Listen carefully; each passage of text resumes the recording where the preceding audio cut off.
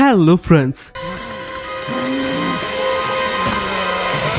ഇന്ന് നമ്മൾ കാണാൻ പോകുന്നത് ഫാൽക്കൺ ആൻഡ് ദി വിന്റർ സോൾജറിന്റെ എപ്പിസോഡ് 5 ആണ്. ഈ സീരീസിലെ തന്നെ എനിക്ക് ഏറ്റവും ഇഷ്ടപ്പെട്ട എപ്പിസോഡ് ഇതാണ്. ഏറ്റവും അവസാനത്തെ എപ്പിസോഡിന്റെ തൊട്ട് മുന്നുള്ള എപ്പിസോഡ്, അതായത് സെക്കൻഡ് ലാസ്റ്റ് എപ്പിസോഡാണ് മിക്ക മാർവൽ ഷോസിലും ഏറ്റവും അടിപൊളിയാവാറുള്ളത്. അത് വാണ്ടാവിഷൻ ആയാലും മൂൺ നൈറ്റ് ആയാലും falcon and the winter soldier ആയാലും. നല്ലതെന്ന് പറയുമ്പോൾ ഒരുപാട് മാസ് സീനുകളോ ഫൈറ്റോ ഉണ്ടാവണമെന്ന് അർത്ഥമില്ല, പക്ഷെ തുടക്കത്തിൽ തന്നെ ഒരു അന്യായ ഫൈറ്റ് ഉണ്ട്, അത് കണ്ടു തന്നെ അറിയേണ്ടി വരും. പിന്നെ എപ്പിസോഡ് മൊത്തത്തിൽ ഒരു ഫീൽ ഗുഡ് ആണ്. പക്ഷെ നമുക്ക് കഴിഞ്ഞ എപ്പിസോഡിൽ എന്താ ഉണ്ടായെന്ന് നോക്കാം. വക്കാൻഡയിൽ ചികിത്സയിലായിരുന്ന ബക്കിയുടെ തലയിൽ നിന്ന് ഹൈഡ്രയുടെ പ്രോഗ്രാം മാറ്റിക്കൊടുത്തത് ഷൂരിയും അയോയും ഒക്കെ കൂടിയിട്ടാണ്. അതിന്റെ എല്ലാ നന്ദിയും ബക്കിക്ക് വക്കാൻഡക്കാരോടുണ്ട്. പക്ഷെ ബക്കി സിമോയെ പുറത്തിറക്കിയത് അയോയ്ക്ക് അത്ര ഇഷ്ടപ്പെട്ടില്ല. അതുകൊണ്ട് ബക്കിയുടെ ആവശ്യം എന്തായാലും അത് 8 മണിക്കൂറിനുള്ളിൽ നടത്തണമെന്നും അത് കഴിഞ്ഞ് താൻ വന്ന് സിമോയെ കൊണ്ടുപോകുമെന്ന് പറഞ്ഞ് അയോ പോകുന്നു. ബക്കിയും സിമോയും സാമും കൂടി GRCയുടെ ഒരു ക്യാമ്പ് സന്ദർശിക്കുവാണ്. ഇവിടെയായിരുന്നു ഫ്ലാഗ് സ്മാഷേഴ്സിന്റെയും കാർലി മോഗന്തോയുടെയും പ്രിയപ്പെട്ട അമ്മയായിട്ടുള്ള ഡോണിയ മദാനി ജീവിച്ചിരുന്നത്. അവര് മരിച്ചുപോയി. ഇവിടെ ചെന്ന് ചോദിച്ചപ്പോൾ ആരും ഒന്നും പറയുന്നില്ല. സിമോ സൂത്രത്തിൽ പിള്ളേർക്ക് മിഠായി കൊടുത്ത് എവിടെയാണ് ഡോണിയ മദാനിയുടെ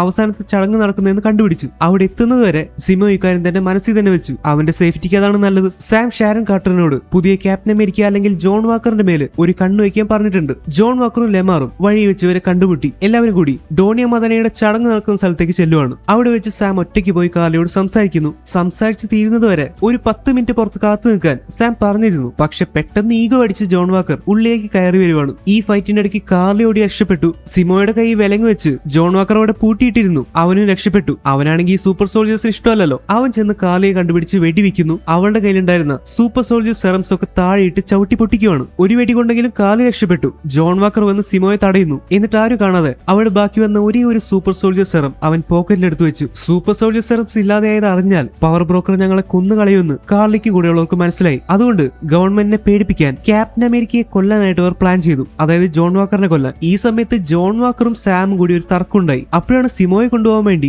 വക്കാൻഡക്കാർ അങ്ങോട്ട് കയറി വരുന്നത്. ജോൺ ഇടയ്ക്ക് കയറാൻ ശ്രമിച്ചു. കിട്ടേണ്ടത് നല്ല പോലെ കിട്ടി. ആദ്യം സൂപ്പർ സോൾജേഴ്സിന്റെ കയ്യിൽ നിന്ന് അടികൊണ്ടു. ഇപ്പൊ സൂപ്പർ സോൾജേഴ്സ് പോലും അല്ലാത്ത കുറച്ച് വക്കാൻഡ പെണ്ണുങ്ങളുടെ കയ്യിൽ നിന്ന് അടികൊണ്ട് വീണു. ഇത് ജോണിന്റെ ഈഗോയെ നന്നായിട്ട് ഹർട്ട് ചെയ്തു. അവനത് ഒട്ടും സഹിക്കാൻ പറ്റിയില്ല. ക്യാപ്റ്റൻ അമേരിക്ക എന്ന് പറഞ്ഞ ഈ സാധനം, അതായത് ഷീൽഡും തൂക്കിയിട്ടോണ്ട് നടന്നിട്ട് കാര്യമില്ലല്ലോ, അതിനുള്ള പവർ വേണ്ടേ. ഇങ്ങനെയാണ് ജോൺ വിചാരിക്കുന്നത്. എന്തായാലും ഈ ഫൈറ്റിന്റെ ഒക്കെ ഇടയ്ക്ക് സിമോ നൈസായിട്ട് എസ്കേപ്പ് ആയി. ലെമാറുമായിട്ടുള്ള സംസാരത്തിന്റെ ഇടയ്ക്ക് സൂപ്പർ സോൾജേഴ്സ് താൻ ഉപയോഗിച്ചാലും അതിലൊരു കുഴപ്പമില്ലെന്ന് ജോൺ വാക്കറിന് മനസ്സിലാവുകയാണ്. അവൻ ആ സൂപ്പർ സോൾജർ സെറം തന്റെ മേലങ്ങോട്ട് കുത്തിവെക്കുകയാണ്. അവനൊരു സാധാരണ മനുഷ്യനേക്കാൾ അതിശക്തനായിട്ടുള്ള ഒരു സൂപ്പർ സോൾജറായി മാറി. കാർലി സാമിന്റെ പെങ്ങളായിട്ടുള്ള സാറയെ വിളിച്ച് ചെറുതായിട്ട് ഭീഷണിപ്പെടുത്തുന്നുണ്ട്. എന്നിട്ട് സാമിനോട് താൻ ഒറ്റയ്ക്ക് വന്ന് കാണാൻ പറയുന്നു. സാം ബക്കിയും കൂടി കാർലിയുടെ അടുത്തേക്ക് ചെല്ലുവാണ്. അവർ സംസാരിച്ചുകൊണ്ട് നിൽക്കുമ്പോഴാണ് ഷാരൻ കാർട്ടർ പറയുന്നത് ജോൺ വാക്കർ ഇവരുടെ സ്ഥലത്തേക്ക് എത്താറായിരുന്നു. പുതിയ ക്യാപ്റ്റൻ അമേരിക്ക ആയിട്ടുള്ള ജോൺ വാക്കറിനെ കൊല്ലാനുള്ള ഫ്ലാഗ് സ്മാഷേഴ്സിന്റെ ഒരു പ്ലാൻ കൂടിയായിരുന്നു ഇത്. പക്ഷെ ജോൺ വാക്കർ ഇപ്പൊ അതിശക്തനാണ്. മുന്നിൽ വരുന്ന എല്ലാ സൂപ്പർ സോൾജേഴ്സിനെയും അവൻ അടിച്ചിടാൻ തുടങ്ങി. കുറച്ച് സൂപ്പർ സോൾജേഴ്സ് ലെമാറിനെ പിടിച്ചുകൊണ്ടുപോയി കെട്ടിയിടുവാണ്. ഇത് കഴിഞ്ഞ് ബക്കിയും സാമും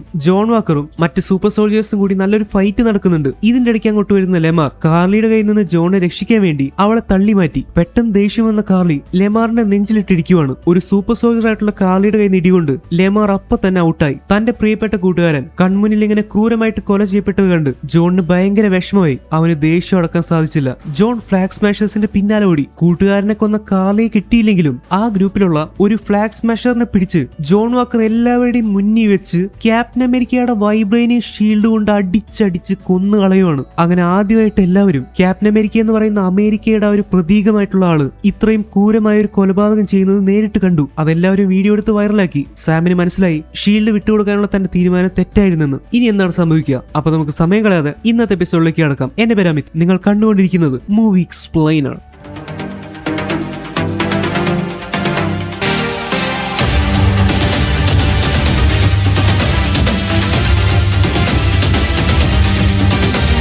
എല്ലാവരുടെയും മുന്നിൽ വെച്ച് ക്യാപ്റ്റൻ അമേരിക്ക എന്ന് പറയുന്ന പ്രതീകമായിട്ടുള്ള താൻ ഒരാളെ ക്രൂരമായിട്ട് അടിച്ചു കൊന്നതിന്റെ കുറ്റബോധം താങ്ങാനാവാതെ ജോൺ വാക്കർ ഒറ്റപ്പെട്ട് കിടക്കുന്ന ഒരു ഫാക്ടറിയിലേക്ക് ഓടി വരുവാണ്. താൻ അങ്ങനെ ചെയ്തത് ശരിയായില്ലെന്ന് ജോണിന് വൈകിയാണ് മനസ്സിലാവുന്നത്. കാര്യങ്ങളൊക്കെ കൈവിട്ടു പോയി. അവന്റെ മനസ്സിലേക്ക് ഇപ്പൊ പലതരം ചിന്തകളാണ് കടന്നു വരുന്നത്. ഏറ്റവും പ്രധാന കാര്യം അവന്റെ കൂട്ടുകാരനായിട്ടുള്ള ലെമാർ മരിച്ചതാണ്. അവൻ ഇത്രയും കാലം സപ്പോർട്ട് ചെയ്ത കുറെ വർഷമായിട്ടുള്ള ഒരു ഫ്രണ്ടാണ് ലെമാർ. അവരൊരുമിച്ച് പഠിച്ചു, ഒരുമിച്ച് ട്രെയിൻ ചെയ്തു, അവരൊരുമിച്ച് ആർമി കയറി, ഒരുപാട് മിഷൻസ് ചെയ്തു. അങ്ങനെ പല പല കാര്യങ്ങൾ. ജോൺ വാക്കറിന് ഏറ്റവും വലിയ സപ്പോർട്ടായിട്ട് നിന്നതും അവന്റെ കൂട്ടുകാരൻ ലെമാർ തന്നെയാണ്. ലെമാർ എപ്പോഴും ജോൺ വാക്കറിൽ വിശ്വസിച്ചിരുന്നു. അങ്ങനെയുള്ള കൂട്ടുകാരനെ ഒരാൾ കൺമുന്നിൽ വെച്ച് ക്രൂരമായിട്ട് കൊന്നുകളഞ്ഞപ്പോ ജോണിന് സഹിക്കാൻ പറ്റിയില്ല. ജോൺ സഹിക്കാൻ പറ്റാതെ കരയാൻ തുടങ്ങി. ഈ പദവിയിലേക്ക് എത്താൻ താൻ എത്രമാത്രം കഷ്ടപ്പെട്ടു. ഒരു നിമിഷം കൊണ്ട് എല്ലാം ഇല്ലാതെയായി. ജോണിന്റെ കയ്യിൽ രക്തം പുരണ്ടിരിക്കുന്ന ആ വൈബ്രേനിയം ഷീൽഡ് നമുക്ക് കാണാൻ പറ്റുന്നുണ്ട്. ജോൺ അലറിക്കൊണ്ട് ആ ഷീൽഡ് പിടിച്ചവിടെ മുട്ടുകുത്തിയിരിക്കുകയാണ്. പറയാനാവാത്ത വികാരങ്ങളാണ് അവന്റെ മനസ്സിലുള്ളത്. ദേഷ്യം, കുറ്റബോധം, വിഷമം, പക, അങ്ങനെ എന്തൊക്കെ. ഈ സമയത്താണ് അങ്ങോട്ട് ബക്കിയും സാമും ഓടി വരുന്നത്. അവര് ജോണിനെ ഫോളോ ചെയ്ത് വരുന്നുണ്ടായിരുന്നു. മുട്ടുകുത്തിയിരിക്കുന്ന ജോൺ ഒരു നിമിഷം ശരിക്കും ആലോചിച്ച ശേഷം അവൻ സ്വയം ഒരു കാര്യം തീരുമാനിക്കുകയാണ്. ഞാൻ ചെയ്തത് തെറ്റൊന്നുമില്ല. ഫ്ലാഗ് സ്മാഷേഴ്സ് എന്ന് പറയുന്നത് തീവ്രവാദികളുടെ ഗ്രൂപ്പാണ്, ടെററിസ്റ്റുകൾ. അവരും കുറെ ജനങ്ങളെ കൊന്നുകളഞ്ഞിട്ടുണ്ട്. ഗവൺമെന്റും അവരെ തടയാനാണ് നോക്കുന്നത്. അതിനുവേണ്ടിയിട്ടാണ് തന്നെ ഇറക്കിയത്. താൻ ക്യാപ്റ്റൻ അമേരിക്കയാണ്, ജനങ്ങളെ സംരക്ഷിക്കേണ്ട ആളാണ്. പോരാത്തതിന് തന്റെ കൂട്ടുകാരനെ കൺമുന്നി വെച്ച് കൊന്നുകളഞ്ഞു. അതുകൊണ്ട് ഞാൻ പകരം വീട്ടി. അതിലിപ്പോ എന്താ തെറ്റ്? ഒരു തെറ്റുമില്ല. അതുകൊണ്ട് ഞാൻ ക്യാപ്റ്റൻ അമേരിക്കയായിട്ട് തുടരും. ഇപ്പൊ എനിക്ക് വീണ്ടും വർക്കിന് പോകാൻ സമയമായി. Let's get back to work. ഇങ്ങനെ മനസ്സിലാലോചിച്ച് ജോൺ വാക്കർ എഴുന്നേക്കുവാണ്. അതായത് തുടക്കത്തിലുണ്ടായ കുറ്റബോധം അവൻ മനഃപൂർവ്വം കുറച്ചൊന്ന് മാറ്റിവെക്കുവാണ്. കാരണം ജോൺ വാക്കറിന് ക്യാപ്റ്റൻ അമേരിക്ക എന്ന പദവി വിട്ടുകൊടുക്കാൻ ആഗ്രഹമില്ല. ഏറെ കഷ്ടപ്പെട്ടും ആഗ്രഹിച്ചും കിട്ടിയതാണിത്.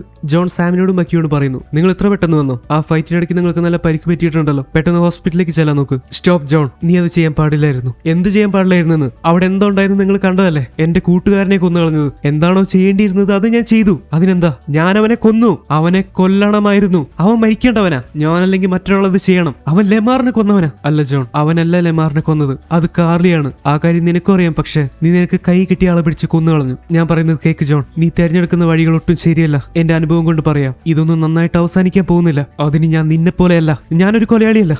ഞാൻ എന്താണോ ചെയ്യേണ്ടത് അത് ചെയ്ത ആളാ. എന്നെ ആർക്കും കുറ്റം പറയാൻ പറ്റില്ല. ജനങ്ങൾ എന്റെ കൂടെ നിൽക്കും. ഓക്കെ ജോൺ, അത് നമ്മൾക്ക് ആലോചിക്കാം. പക്ഷെ നീ തന്നെ ശരിക്കും ഒന്ന് ആലോചിച്ച് നോക്ക്, നീ ചെയ്തത് ശരിയാണോന്ന്. നിനക്ക് വേണമെങ്കിൽ ഗവൺമെന്റിനോട് പറയാം അപ്പോഴത്തെ സിറ്റുവേഷനിൽ പറ്റിപ്പോയതാണെന്ന്. ഒരു പക്ഷേ നീ ഇതുവരെ രാജ്യത്തിന് വേണ്ടി ചെയ്ത കാര്യങ്ങളൊക്കെ കണക്കിലെടുത്ത് അവർ നിന്നോട് ക്ഷമിക്കുമായിരിക്കും. പക്ഷെ ഒരു കാര്യം പറയാം, നീ ഇനി ഇങ്ങനെ ചെയ്യാൻ പാടില്ല. നീ കാണും ഇനി ആരും പ്രശ്നത്തിലാവാൻ പാടില്ല. അതുകൊണ്ട് നീ ആ ഷീൽഡ് എനിക്ക് തിരിച്ചു തരണം ജോൺ. ഇതൊക്കെ കേട്ട് ജോൺ വാക്കർ ഒരു നിമിഷം തന്റെ ഷീൽഡിലേക്ക് നോക്കി ആലോചിക്കുവാണ്. എന്തോ പിടികിട്ടിയതുപോലെ അവൻ പറയാൻ തുടങ്ങി. ഓ, അപ്പൊ ഇതായിരുന്നല്ല കാര്യം. ഇപ്പോഴല്ല എല്ലാം മനസ്സിലാവുന്നേ. അപ്പൊ ഇതൊക്കെ നിങ്ങളുടെ പ്ലാൻ ആയിരുന്നു. എന്നെ കൊടുക്കാനുള്ള നിങ്ങളുടെ പ്ലാൻ ആയിരുന്നു ഇതൊക്കെ അല്ലേ? അല്ല ജോൺ, നീ ഒരു തെറ്റ് ചെയ്തു. നീ അത് സമ്മതിച്ചേ പറ്റൂ. ഷീൽഡ് ഞാൻ തരില്ല. കാരണം ഞാനല്ലേ ക്യാപ്റ്റൻ അമേരിക്ക. ഷീൽഡ് ഇരിക്കേണ്ടത് ക്യാപ്റ്റന്റെ കയ്യിലല്ലേ. നിങ്ങൾക്കൊന്നും ചെയ്യാൻ പറ്റില്ല. ഫൈറ്റ് ചെയ്യാതിരിക്കുന്നതാണ് നല്ലത്. എനിക്കും അത് തന്നെയാണ് പറയാനുള്ളത്. അങ്ങനെ പറഞ്ഞ് ബക്കിയും സാമും ജോണും കൂടി അവിടെ ഒരു ഫൈറ്റ് നടക്കുവാണ്. സത്യം പറയാലോ, ഒരു ഒന്നൊന്നര ഫൈറ്റ് ആയിരുന്നു. ഇതുവരെയുള്ള ഫാൽക്കൺ വിന്റർ സോൾജറിന്റെ കഥ ആസ്വദിച്ചു വരുന്ന ആളാണ് നിങ്ങളെങ്കിൽ ഇത് നിങ്ങൾക്ക് ഉറപ്പായിട്ട് ഇഷ്ടപ്പെടും.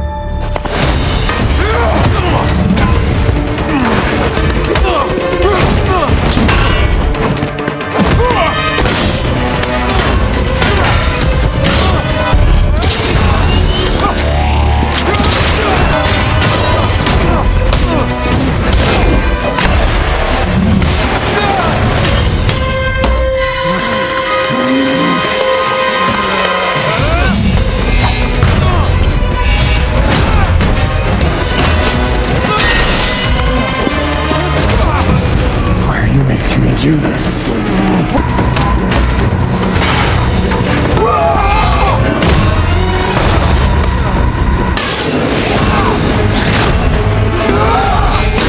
Why are you making me do this?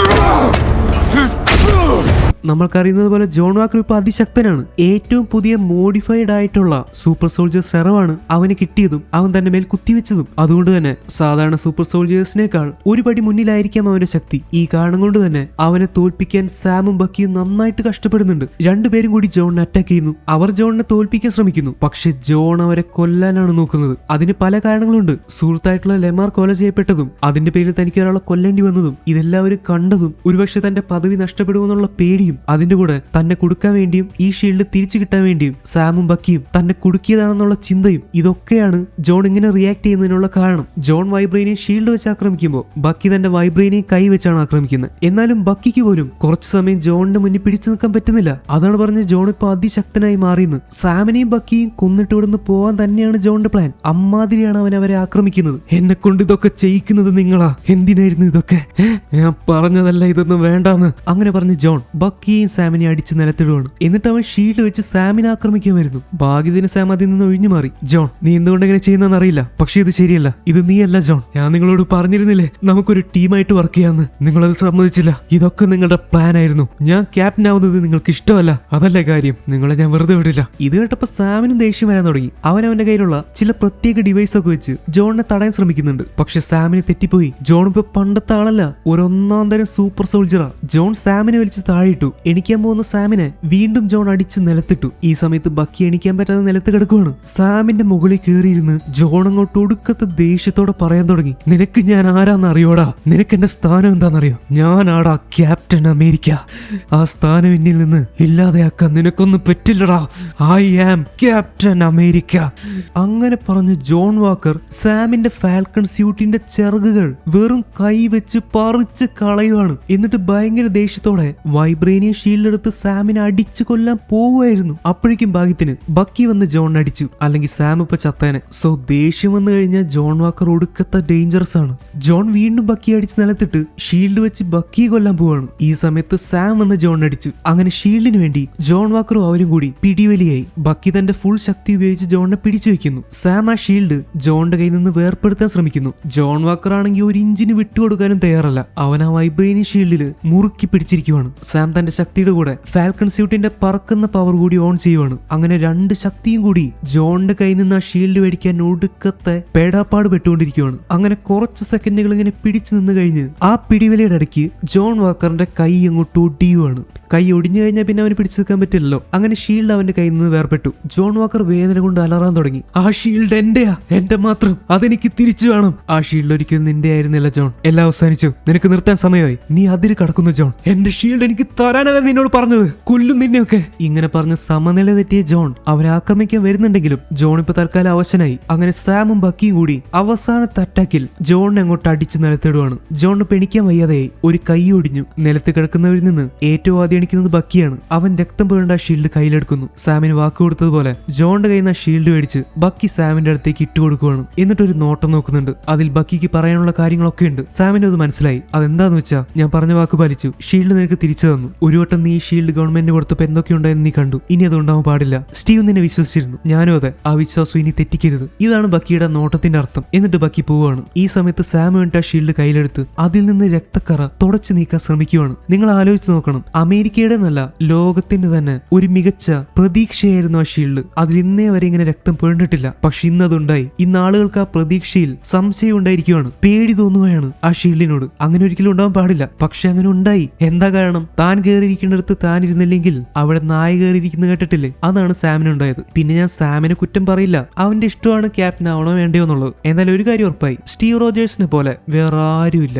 ഉണ്ടാവാനും പോകുന്നില്ല. ജോൺ വാക്കറിന് സ്റ്റീവ് റോജേഴ്സിന്റെ സ്വഭാവത്തിന്റെ ഏഴയലത്തുകൂടെ പോകാനുള്ള ക്വാളിറ്റി പോലും ഇല്ല. അവന്റെ ആ ദേഷ്യം കണ്ടില്ലേ? അവൻ നേരിട്ട് ആൾക്കാരെ കൊന്നുകളയാണ് വരുന്നത്. ഇവനൊക്കെ എങ്ങനെയാണ് ഒരു ക്യാപ്റ്റൻ അമേരിക്ക ആവുന്നത്? സത്യം പറഞ്ഞ ബക്കിയുടെ സാമിന്റെ കയ്യിൽ നിന്ന് ജോൺ വാക്കറിന് അടി കൊണ്ട് അവൻ കൈയൊടിഞ്ഞ് വീണപ്പോ നല്ല സാറ്റിസ്ഫാക്ഷൻ തോന്നി.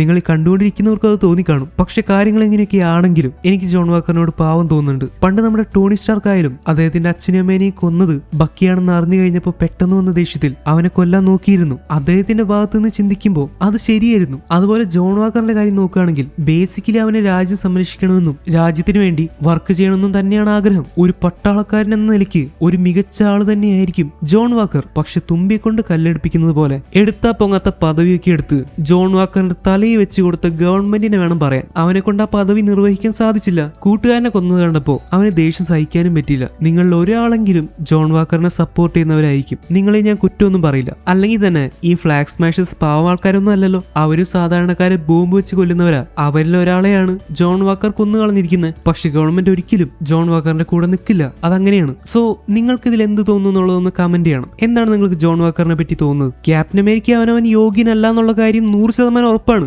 അതല്ല ഞാൻ ചോദിക്കുന്നത്. അതല്ലാതെ നിങ്ങൾക്ക് ജോൺ വാക്കറിനെ പറ്റി എന്താണ് തോന്നുന്നത്? ഈ സമയത്ത് ഫ്ലാഗ് സ്മാഷേഴ്സ് ഒളിച്ചു താമസിച്ചിരുന്ന GRCയുടെ ക്യാമ്പ് പോലീസുകാർ റെയ്ഡ് ചെയ്യുവാണ്. എന്നിട്ട് അവിടെയുള്ള ആളുകളെ അറസ്റ്റ് ചെയ്ത് കൊണ്ടുപോകുന്നു. പക്ഷെ കാർലിയും കൂടെയുള്ളവരും അപ്പോഴേക്കും അവിടെ നിന്ന് എസ്കേപ്പ് ആയിട്ടുണ്ടായിരുന്നു. അവരെ കണ്ടുപിടിക്കാൻ പറ്റാത്തതിൽ ടോറസിനും നല്ല നിരാശയുണ്ട്. ടോറസ് വന്ന് കയറിയ ഉടനെ കാർലി രക്ഷപ്പെട്ട കാര്യമൊക്കെ പറയുന്ന കേട്ടപ്പോ ബക്കിക്ക് അവിടെ നിൽക്കാൻ തോന്നിയില്ല. അത് മാത്രമല്ല, ബക്കി പുറത്തിറക്കിയ സിമോ ഇപ്പൊ രക്ഷപ്പെട്ടിരിക്കുവാണ്. അപ്പൊ അവനെ പിടിച്ച് വക്കാൻഡക്കാർക്ക് കൊടുക്കേണ്ടത് ബക്കിയുടെ കൂടി ഉത്തരവാദിത്വമാണല്ലോ. അപ്പൊ അതിന്റെയൊക്കെ കാര്യങ്ങൾ നോക്കാൻ വേണ്ടി ബക്കി പോവാണ്. സാമിന്റെ ഫാൽക്കൺ സ്യൂട്ട് ജോൺ വാക്കർ പൊട്ടിച്ചു കളഞ്ഞെന്ന് കേട്ടപ്പോ ടോറസിന് ശരിക്കും വിഷമമായി. നമ്മൾ എപ്പിസോഡ് 1 കണ്ടതുപോലെ ഇത് ടോണി സ്റ്റാർക്കിന്റെ ടെക്നോളജി ആയതുകൊണ്ട് തന്നെ ഇതിനെ വീണ്ടും ശരിയാക്കി എടുക്കുക എന്ന് പറയുന്നത് അത്ര ഈസി ആയിട്ടുള്ള കാര്യമൊന്നുമല്ല. എന്നാലും ട്രൈ ചെയ്യാന്ന് ടോറസ് പറയുന്നുണ്ട്. ഫ്ലാഗ് സ്മാഷേഴ്സിന്റെ പ്ലാൻസ് ഒക്കെ പാളിക്കൊണ്ടിരിക്കുകയാണ്. അതുകൊണ്ട് തന്നെ അവർക്ക് ജയിക്കാൻ വേണ്ടി അവർ എന്ത് ചെയ്യാനും ഇനി മടിക്കില്ല. എത്രയും പെട്ടെന്ന് അവർ പിടിക്കേണ്ടത് അത്യാവശ്യമാണെന്ന് സാമിന് മനസ്സിലായി. അവർ എത്രയും കാലം തുറന്നു വിടുന്നു അല്ലെങ്കിൽ പിടിക്കാതിരിക്കുന്നു അത്രയും കാലം ഫ്ലാഗ് സ്മാഷേഴ്സിനുള്ള സപ്പോർട്ട് കൂടിക്കൊണ്ടിരിക്കും. ജനങ്ങൾ അവരെ സപ്പോർട്ട് ചെയ്യും. കാരണം ഫ്ലാഗ് സ്മാഷേഴ്സിന്റെ ആവശ്യങ്ങൾ കുറെ അധികം ജനങ്ങളുടെയും കൂടി ആവശ്യങ്ങളാണ്. അപ്പൊ അവരുടെ ഗ്രൂപ്പിന്റെ ബലം കൂടിക്കൊണ്ടിരിക്കും. അവരെ പിടിക്കണം. പക്ഷെ തൽക്കാലത്തേക്ക്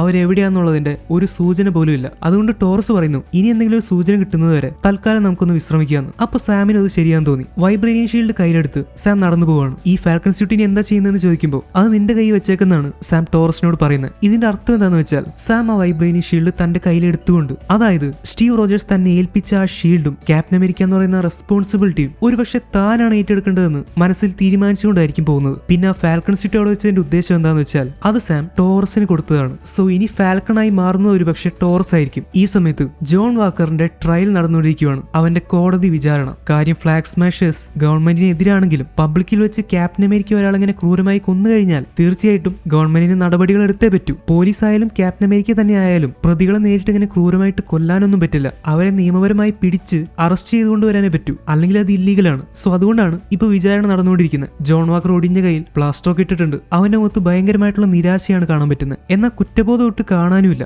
ചുറ്റും മീഡിയയും ആൾക്കാരും അവനെ ഫോട്ടോ എടുത്തുകൊണ്ടിരിക്കുകയാണ്. ജസ്റ്റ് കുറച്ച് നാൾ മുന്നേ വരെ ക്യാപ്റ്റൻ അമേരിക്ക എന്നുള്ള ആ സ്റ്റാർ ഇമേജിലാണ് അവന് ഫോട്ടോ എടുത്തതെങ്കിൽ ഇന്ന് അങ്ങനെയല്ല. ഇന്ന് കുറെ പേർക്ക് അവനെ വെറുപ്പാണ്, പേടിയാണ്. കുറെ പേര് ഇനി ജോൺ വാക്കർ ക്യാപ്റ്റൻ അമേരിക്ക ആവരുതെന്ന് പറഞ്ഞ് അവിടെ പ്രശ്നം ഉണ്ടാക്കുന്നുണ്ട്. ഇതിന്റെയൊക്കെ നടുക്കുകൂടെ നടന്ന് ജോൺ വാക്കർ കോടതിയിലെത്തി. മിസ്റ്റർ ജോൺ വാക്കർ, നിങ്ങൾക്കെതിരെ നടപടി എടുക്കാതിരിക്കാൻ കാരണം നിങ്ങൾ ഇതിനു മുന്നേ രാജ്യത്ത് സേവിച്ചതിന്റെ കാര്യങ്ങൾ ഞങ്ങൾക്ക് അറിയുന്നതുകൊണ്ടാണ്. ആ ഒരു കാരണം കൊണ്ട് ജോണിന് ഞങ്ങൾ വലിയ ശിക്ഷകളൊന്നും തരുന്നില്ല. പക്ഷെ നിങ്ങളുടെ സ്ഥാനത്ത് നിങ്ങൾക്ക് ഇനി തുടരാനാവില്ല. സാർ, എന്റെ ഭാഗം കൂടി കേൾക്കണം. ദയവേത് എനിക്ക് പറയാനുള്ളത് കൂടി കേൾക്കണം. നോ ജോൺ, കോടതിക്ക് ഇതിന്റെ ആവശ്യമില്ല. നിങ്ങൾ ചെയ്തത് എന്താണോ അത് ജനങ്ങളും ഞങ്ങളും കണ്ടു കഴിഞ്ഞു. അതിലിനി ഒരു ന്യായീകരണവും ഇല്ല. നോ സാർ, എനിക്ക് പറയാനുള്ളത് ഞാൻ പറഞ്ഞിട്ടേ പോകൂ. നിങ്ങൾ അത് കേട്ടേ പറ്റൂ. എനിക്ക് പറയാനുള്ളത് നിങ്ങൾ കേൾക്കണം. ഒന്നുമില്ലെങ്കിൽ ഇത്രയും നാൾ ഞാൻ ഈ രാജ്യത്തിന് സേവിച്ചതല്ലേ. നിങ്ങൾ പറയുന്നത് എനിക്ക് മനസ്സിലായി. ഞാൻ ചെയ്തു നിങ്ങൾ പറയുന്ന കുറ്റം അതിനെല്ലാം ഞാൻ ന്യായീകരിക്കുന്നത്. ഞാൻ അങ്ങനെ ചെയ്യാൻ പാടില്ലായിരുന്നു എന്ന് എനിക്കറിയാം. പക്ഷെ ഒന്നുകൂടിയുണ്ട്. നിങ്ങളാണ് എനിക്ക് ഈ സ്ഥാനം തന്നത്. നിങ്ങളാണ് എന്നെ ക്യാപ്റ്റൻ അമേരിക്ക ആക്കിയതും അതിനുവേണ്ടി തെരഞ്ഞെടുത്തതും. ഞാൻ അതിനുവേണ്ടി കഷ്ടപ്പെട്ടിട്ടുണ്ട്. വർഷങ്ങളോളം ഞാൻ ഈ രാജ്യത്തിന് വേണ്ടി നിലകൊണ്ടു. ആത്മാർത്ഥമായി ഞാൻ ഈ രാജ്യത്തിനെ സേവിച്ചു. ഞാൻ കൊന്നത് ഏതെങ്കിലും ആളുകളെയല്ല.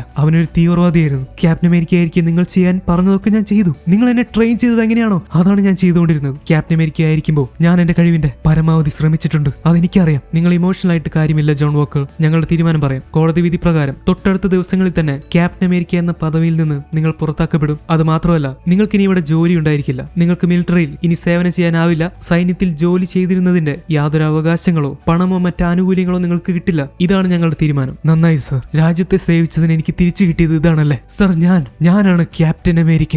നിങ്ങൾ എനിക്ക് ആ സ്ഥാനം തന്നു. അത് ഞാൻ നേടിയെടുത്തതാണ്. ഞാൻ അതിന് അർഹനാണ്. ഇനി നീ അതിന് അർഹനല്ല ജോൺ. നീ ഇനി ക്യാപ്റ്റൻ അമേരിക്ക അല്ല. ഇനിയും കോടതിക്കെതിരെ നിന്ന് സംസാരിച്ചാൽ ജോണിനെതിരെ കൂടുതൽ ആക്ഷൻസ് എടുക്കേണ്ടി വരും. എന്തായാലും അയാൾ ഇങ്ങനെ പറയുന്നത് കേട്ട് ജോണിന് ദേഷ്യം സഹിക്കാൻ പറ്റിയില്ല. ഇനി അവനോട് നിന്നാ വേറെ എന്തെങ്കിലുമൊക്കെ വിളിച്ച് പറഞ്ഞേക്കുമെന്ന് വെച്ച് ജോൺ കോടതി പറയുന്നത് കേൾക്കാതെ നേരെ അവിടെ നിന്ന് പുറത്തേക്ക് ഇറങ്ങി പോവാണ്. അതും വളരെ നിരാശയോടെ. അത് അവന്റെ മുഖത്ത് വ്യക്തമായിട്ട് കാണാം. നമ്മൾ വളരെ ആഗ്രഹിച്ച് നേടിയ ഒരു പദവി, നമ്മുടെ കയ്യിലേക്ക് തന്ന ഒരു പദവി വെറും ഒരു സെക്കൻഡിന്റെ ഒരു തെറ്റുകൊണ്ട് നഷ്ടമാവുമ്പോൾ അത് ചിലപ്പോൾ നമുക്ക് സഹിക്കാൻ പറ്റില്ല. ജോണിന്റെ ഇത്രയും നാളത്തെ ജീവിതത്തിന് ഒരു അർത്ഥമില്ലാത്ത പോലെയായി. ഇനി അവന് സൈന്യത്തിൽ പോലും തുടരാൻ പറ്റില്ല. ഇതൊക്കെ കണ്ട് ജോണിന്റെ ഭാര്യയായിട്ടുള്ള ഒലിവിയയ്ക്കും ഭയങ്കരമായിട്ട് സങ്കടമായി. പുറത്ത് വിഷമിച്ചിരിക്കുന്ന ജോണിനെ അവൾ ആശ്വസിപ്പിക്കാൻ തുടങ്ങി. ഒലിവിയ, അവർക്ക് എന്റെ കയ്യിൽ നീ സ്ഥാനം എടുക്കാൻ പറ്റില്ല. ഞാൻ എത്ര കാലം കഷ്ടപ്പെട്ടത് ഇതിനു വേണ്ടി എന്ന് നിനക്ക് അറിഞ്ഞൂടെ? നിനക്കറിയില്ല ഞാൻ എത്രമാത്രം ഈ രാജ്യത്തിന് വേണ്ടി പണിയെടുത്തിട്ടുണ്ടെന്ന്. ഒരു നിമിഷം കൊണ്ട് അവരെന്റെ എല്ലാ സ്ഥാനങ്ങളും എടുത്ത് കളഞ്ഞാൽ അതങ്ങോട്ട് ഇല്ലാതെയാവോ? ഞാൻ അതിനെ സമ്മതിക്കില്ല. എന്നെ അവർക്ക് അങ്ങനെ ഇല്ലാതാക്കാൻ പറ്റില്ല. ജോൺ, നീ ആദ്യം ഒന്ന് സമാധാനപ്പെടും. എല്ലാത്തിനും എന്തെങ്കിലും വഴിയുണ്ടാവുമല്ലോ. ഇതുകൊണ്ട് നിന്റെ ജീവിതം അവസാനിക്കുന്നില്ല. നിനക്ക് ഞാനില്ലേ? എനിക്കൊന്നും നീ ഇപ്പൊ ചെയ്യേണ്ട കാര്യം എന്താണെന്ന് വെച്ചാൽ നിന്റെ ഫ്രണ്ട് ആയിട്ടുള്ള ലെമാറിന്റെ അച്ഛനും അമ്മയും പോയി കാണും. അവരെ ആശ്വസിപ്പിക്കും. നിന്നെ കാണുമ്പോൾ അവർക്ക് സന്തോഷവും. ജോണിന് ശരിയാന്ന് തോന്നി. അപ്പോഴാണ് ഏതോ ഒരു ലേഡി ഒരു ഹൈ ഹീൽ ബൂട്ട്സ് ഒക്കെ ഇട്ട് ബ്ലാക്കും ഡ്രസ്സൊക്കെ ഇട്ട് ഒരു കൂളിംഗ് ഗ്ലാസും വെച്ച് കയ്യിലിടുന്ന വളയേക്കാൾ വലിയൊരു കമ്മൽ വിട്ട് അങ്ങോട്ട് വരുന്നത്. അവർ നേരെ അങ്ങോട്ട് വന്ന് നിന്ന് സെൽഫ് ഇൻട്രൊഡക്ഷൻ പറയാൻ തുടങ്ങി. ഹായ് ജോൺ വോക്കർ, എന്റെ പേര് Valentina Allegra de Fontaine. Actually full പേര് പറഞ്ഞ contessa Valentina Allegra de Fontaine. കുഴപ്പമില്ല, എന്റെ പേര് എല്ലാവർക്കും അങ്ങനെ ഓർക്കാൻ പറ്റാറില്ല, അതുകൊണ്ട് വാലന്റീന എന്നുള്ളത് ചുരുക്കി വാൽ എന്ന് വിളിച്ചാൽ മതി. പക്ഷെ എല്ലാവരും കേൾക്കാൻ എന്റെ പേര് വിളിക്കരുത്, അതൊരു സീക്രട്ട് ആയിരിക്കണം. ജോൺ, നിനക്കൊരു കാര്യം അറിയോ? ഇന്ന് സമൂഹം മുഴുവൻ നിന്നെ കുറ്റപ്പെടുത്തുന്നുണ്ടെങ്കിൽ അത് നിന്റെ തെറ്റല്ല. നീ ആ തെണ്ടി അടിച്ചു കൊന്നില്ലേ, അതുപോലെയുള്ളവന്മാരെ കൊല്ലണമെന്ന് എനിക്കും തോന്നാറുണ്ട്. നീ ചെയ്തതിൽ ഒരു തെറ്റുമില്ല. സത്യം പറഞ്ഞ ഗവൺമെന്റിന് പോലും നീ ചെയ്തതിൽ സന്തോഷം ഉണ്ടാവും. ഗവൺമെന്റിന് തലവേദനയായിരുന്നു ഒരുത്തനല്ലേ നീ കൊന്നു കളഞ്ഞത്. പക്ഷേ പുറത്തുള്ള ജനങ്ങളുടെ കണ്ണി പൊടിയിടാൻ വേണ്ടിയിട്ടാ അവർ നിന്റെ സ്ഥാനങ്ങൾ എടുത്ത് കളഞ്ഞതും നിന്നെ കുറ്റക്കാരനാക്കിയതും. നിന്നോട് ഒരു വലിയൊരു തെറ്റാണ് ചെയ്തത് ജോൺ. വെയിറ്റ്, നിങ്ങൾ ആരാ? നിങ്ങൾ എന്തിനൊക്കെ സംസാരിക്കുന്നത്? ഞാൻ ആരാന്നൊക്കെ നിനക്ക് വഴിയെ മനസ്സിലാവും. എന്തായാലും നീ ആ സൂപ്പർ സോൾജർ സെർവ് എടുത്ത കാര്യം എനിക്ക് നന്നായിട്ട് അറിയാം. അതാരും അറിയില്ലെന്ന് വിചാരിക്കണ്ട. ഓക്കെ, നിന്നെ അത് ഒരുപാട് ശക്തനാക്കി മാറ്റി. ഗവൺമെന്റിന് നിന്നെ ഇനി വേണ്ടായിരിക്കും, പക്ഷെ നിന്നെ ആവശ്യമുള്ള വേറെ സ്ഥലങ്ങളുണ്ട്, വേറെ ആളുകളുണ്ട്. നിന്നെ ഞങ്ങൾക്ക് വേണം ജോൺ, നിന്റെ സേവനം ഞങ്ങൾക്ക് വേണം. നീ ആ സെറം ഉപയോഗിച്ചത് ഒരു മികച്ച തീരുമാനമായിരുന്നു. ഇപ്പൊ നിനക്കെന്താ? നിനക്ക് നല്ല സുന്ദരിയായിട്ടുള്ള ഒരു വൈഫില്ലേ? നീ ഒരു സൂപ്പർ സോൾജർ അല്ലേ? നിന്നെ കൊണ്ട് ഞങ്ങൾക്ക് ഇത്തിരി കാര്യങ്ങൾ ചെയ്യാനുണ്ട്, അതും വെറുതെ വേണ്ട. എനിവേ, കാര്യങ്ങളൊക്കെ ഞാൻ വിശദമായിട്ട് പറയാം. ഞാൻ കോൾ ചെയ്യുമ്പോൾ ഫോൺ എടുക്കാതിരിക്കരുത്. പിന്നെ നിന്റെ കയ്യിൽ നിന്ന് ഷീൽഡ് പോയതിൽ വിഷമിക്കൊന്നും വേണ്ട. എന്തായാലും നിന്റെ കയ്യിൽ ഇപ്പൊ അതില്ലല്ലോ, അത് സാമും ബക്കിയും എടുത്തല്ലേ. ഇനി ഞാൻ വേറൊരു സീക്രട്ട് കൂടി പറയാം. സത്യത്തിൽ ആ ഷീൽഡിന്റെ മേല് ഗവൺമെന്റിന് അധികാരമില്ല. അതുണ്ടാക്കിയത് ഹോട്ട് സ്റ്റാർക്കാണ്. പിന്നീട് അത് Captain America, I mean Steve റോജേഴ്സിന് കൊടുത്തു. സ്റ്റീവ് അത് സാമിന് കൊടുത്തു. സാം അത് മ്യൂസിയത്തിലേക്ക് കൊടുത്തു. പക്ഷെ നിയമപരമായി ആ ഷീൽഡ് ഒരിക്കലും ഗവൺമെന്റിന്റെ അല്ല. എനിക്കിങ്ങനെ പല പല കാര്യങ്ങളും സീക്രട്ടുകളും അറിയാം. വെൽ, തീർച്ചയായിട്ടും ഞാൻ തന്നെ വിളിക്കും. എന്റെ കാർഡ് വെച്ചേക്ക്. അങ്ങനെ പറഞ്ഞ സ്ത്രീ പോവുകയാണ്. അവര് കൊടുത്ത കാർഡ് എടുത്ത് ജോൺ നോക്കുമ്പോൾ അതിലൊന്നുമില്ല, അത് ബ്ലാങ്ക് ആയിട്ടായിരിക്കുന്നത്. സോ നമുക്ക് മനസ്സിലാവുന്ന എന്താന്ന് വെച്ചാൽ എന്തോ നിഗൂഢതയുള്ള ഒരു സീക്രട്ട് ആയിട്ടുള്ള ആളാണ് ഈ സ്ത്രീ, അതായത് വാലന്റീന എന്ന് പറയുന്ന വാൽ. എന്തായാലും ഇവരെ നമുക്ക് ഫ്യൂച്ചറിൽ തീർച്ചയായിട്ടും കാണേണ്ടി വരും. എങ്ങോട്ടായിരിക്കും ഇവര് ജോൺ വാക്കറിനെ ക്ഷണിച്ചത്, അല്ലെങ്കിൽ എന്തിനായിരിക്കും, അതൊക്കെ നമുക്ക് പിന്നീട് ഒരിക്കൽ കാണാം. ഇപ്പൊ കാർലിയും കൂടെയുള്ളവരും GRCയുടെ റെയ്ഡ് ചെയ്യപ്പെട്ട കേന്ദ്രത്തിലേക്ക് വരുവാണ്. അവരെ സപ്പോർട്ട് ചെയ്തുകൊണ്ടിരുന്നവരൊക്കെ പിടിച്ചുകൊണ്ട് പോയത് കണ്ടപ്പോൾ കാർലിക്ക് ഭയങ്കര വിഷമമായി. നമ്മളുടെ കൂട്ടത്തിലുള്ള എത്ര പേരെ കൊന്നു കളഞ്ഞു. ക്യാപ്റ്റൻ അമേരിക്കയായ ജോൺ വാക്കർ നമ്മളുടെ കൂടെയുള്ള ഒരുത്തനെ ആ ഷീൽഡ് കൊണ്ട് ക്രൂരമായി കൊന്നു കളഞ്ഞു. പിന്നെ പോലീസുകാരും ഗവൺമെന്റും കൂടി എത്ര പേരെ കൊന്നു. എനിക്ക് മതിയായി, ഇനി ഇത് വിട്ടുകൊടുക്കാൻ പറ്റില്ല. ഗവൺമെന്റ് നമ്മൾക്കെതിരെ ആക്ഷൻ എടുത്തു കഴിഞ്ഞു. അവർ ഏത് സമയത്ത് നമ്മൾ പിടിച്ചേക്കും. പക്ഷെ നമ്മൾ ഇനി പിന്നോട്ട് പോകാൻ പറ്റില്ല. നമ്മൾ ശക്തമായിട്ട് തിരിച്ചടിക്കണം. ഗവൺമെന്റ് പുതിയ പാച്ച് ആക്ട് കൊണ്ടുവരുന്നുണ്ട്. അതനുസരിച്ച് ഓരോരുത്തരും ഏത് രാജ്യത്തുള്ളവരാണോ അങ്ങോട്ട് തന്നെ എല്ലാവരും തിരിച്ചയക്കും. ഒരു ദയവില്ലാതെ തിരിച്ച് സ്വന്തം രാജ്യത്തേക്ക് ചെന്ന് എന്ത് ചെയ്യണമെന്ന് എനിക്കോ നിങ്ങൾക്കോ ഇതുപോലെ മറ്റുള്ളവർക്കോ അറിയില്ല. ഇതൊന്നും ഗവൺമെന്റ് ആലോചിക്കുന്നില്ല. എത്ര പേർ പട്ടിണിയിലാവും, എത്ര പേർ വിശന്ന് മരിക്കും, എത്ര പേർ മരുന്നില്ലാതെ മരിക്കും, ഇതൊന്നും ഗവൺമെന്റിന് അറിയണ്ട. അവർ ഈ നിയമം പാസ്സാക്കിയാൽ എല്ലാം പ്രശ്നത്തിലാവും. അതിനു മുന്നേ നമ്മൾക്ക് അവരെ തടഞ്ഞേ പറ്റൂ. ഇങ്ങനെ പറഞ്ഞ് എന്തോ മനസ്സിലുറപ്പിച്ചുകൊണ്ട് കാർലിയും കൂടെയുള്ളവരും കൂടി പോവാണ്. അടുത്ത സീനി കാണിക്കുന്നത് സോക്കോവിയാണ്. അവിടെ നമ്മളുടെ സിമോ മരിച്ചുപോയ അവന്റെ ആൾക്കാരെ ഓർമ്മിപ്പിക്കുന്ന ഒരു പ്രതിമയുടെ മുന്നിൽ നിൽക്കുവാണ്. അവരെ ഓർത്തുകൊണ്ട് ഈ സമയത്താണ് ബക്കി അങ്ങോട്ട് വരുന്നത്. ആളുകളെ കണ്ടുപിടിക്കുന്ന കാര്യത്തിൽ ബക്കിക്ക് ഒരു പ്രത്യേക കഴിവുണ്ട്. സിമോ പറയാൻ തുടങ്ങി, നീ വരുമെന്ന് എനിക്കറിയായിരുന്നു ബക്കി. ഒന്ന് പ്ലാൻ ചെയ്ത് എനിക്ക് വേണമെങ്കിൽ നിന്നെ കൊല്ലാം. പക്ഷെ നിന്നെ കൊല്ലേണ്ട ആവശ്യം എനിക്കില്ല. നിനക്കൊരു പക്ഷെ എന്നെ കൊല്ലണമെന്ന് തോന്നുന്നുണ്ടാവും. പക്ഷെ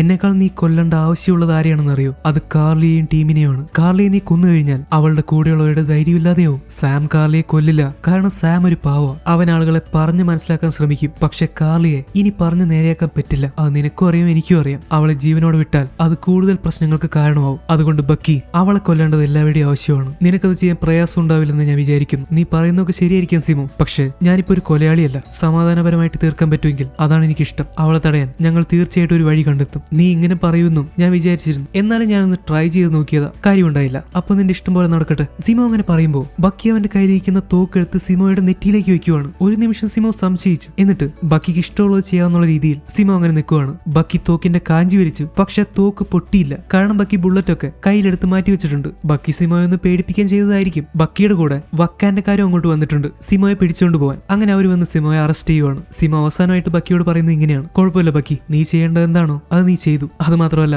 നീ ആ തോക്കെന്റെ നെറ്റിയിലേക്ക് ചൂണ്ടിയപ്പോ ഒരു പക്ഷേ നീ എന്നെ കൊന്നേക്കൊന്ന് ഞാൻ കരുതി. പക്ഷെ നീ എന്നെ അങ്ങനെ കൊന്നിരുന്നെങ്കിലും എനിക്ക് നിന്നോട് ദേഷ്യമൊന്നുമില്ല, കാരണം ഞാൻ നിന്നോടൊരു തെറ്റ് ചെയ്തിട്ടുണ്ട്. നിനക്കെന്നെ കൊല്ലാനുള്ള അവകാശമുണ്ട്. വീണ്ടും നമ്മൾ കാണുമെന്ന് അറിയില്ല. എന്തായാലും വീണ്ടും കാണുന്നത് വരെ ഗുഡ് ബൈ ബക്കി, നീ എന്റെ ഒരു സുഹൃത്തായിരിക്കും. അപ്പോൾ ലേഡീസ്, എന്നാ സമയം കളയണ്ട, നമുക്ക് പോവാം. ബക്കിയുടെ റിയാക്ഷനിൽ നിന്ന് ബക്കിക്ക് സിമോയോട് അത്ര വലിയ ദേഷ്യം എന്നുള്ളത് പോലെ തോന്നുന്നില്ല. കാരണം സിമോ ജന്മനാ വില്ലനായിട്ടുള്ള ഒരാളെയല്ല. അവൻ ചെയ്ത കാര്യങ്ങൾക്ക് അവന്റേതായ കാരണങ്ങളും ഉണ്ട്. അങ്ങനെ വക്കാന്റെ ലേഡീസ് സിമോയെ അറസ്റ്റ് ചെയ്ത് കൊണ്ടുപോകുന്നു. അയോ ബക്കിയോട് പറയുന്നുണ്ട് സിമോയെ കൊണ്ടുപോകുന്നത് കടലിന്റെ അടിയിലുള്ള റാഫ്റ്റ് എന്ന് പറയുന്ന ഒരു ജയിലിലേക്കാണെന്ന്. ഇനിയുള്ള മുഴുവൻ കാലവും സിമോ അവിടെ തടവറയിലായിരിക്കും. അത് മാത്രമല്ല, സിമോയെ ബക്കി പുറത്തിറക്കിയ കാര്യം വക്കാൻഡയിൽ അറിഞ്ഞു കഴിഞ്ഞു. അതുകൊണ്ട് തന്നെ കുറച്ചു നാളത്തേക്ക് വക്കാൻഡയുടെ പരിസരത്തേക്ക് വരാതിരിക്കുന്നതാണ് വൈറ്റ് വോൾഫിന് നല്ലത്, അതായത് ബക്കിക്ക് നല്ലത്. ബക്കി അത് സമ്മതിക്കുന്നുണ്ട്. തീർച്ചയായിട്ടും വക്കാൻഡക്കാരുടെ രാജാവിനെ കൊന്നുകളഞ്ഞ് സിമോയെ പുറത്തിറക്കിയത് അവർക്ക് ഇഷ്ടപ്പെടില്ലല്ലോ. എന്തായാലും അയോക്ക് ബക്കിയോട് പ്രശ്നമൊന്നുമില്ല. അങ്ങനെ അയോ പോയി. ഈ സമയത്ത് ബക്കി അവളോട് ഒരു സഹായം ചോദിക്കുകയാണ്. അതെന്താന്ന് ഇപ്പൊ കാണിക്കുന്നില്ല, പിന്നീട് മനസ്സിലാവും. ഇപ്പൊ സാം അവന് വീണ്ടും കാണണമെന്ന് തോന്നിയ ഒരാളെ കണ്ട്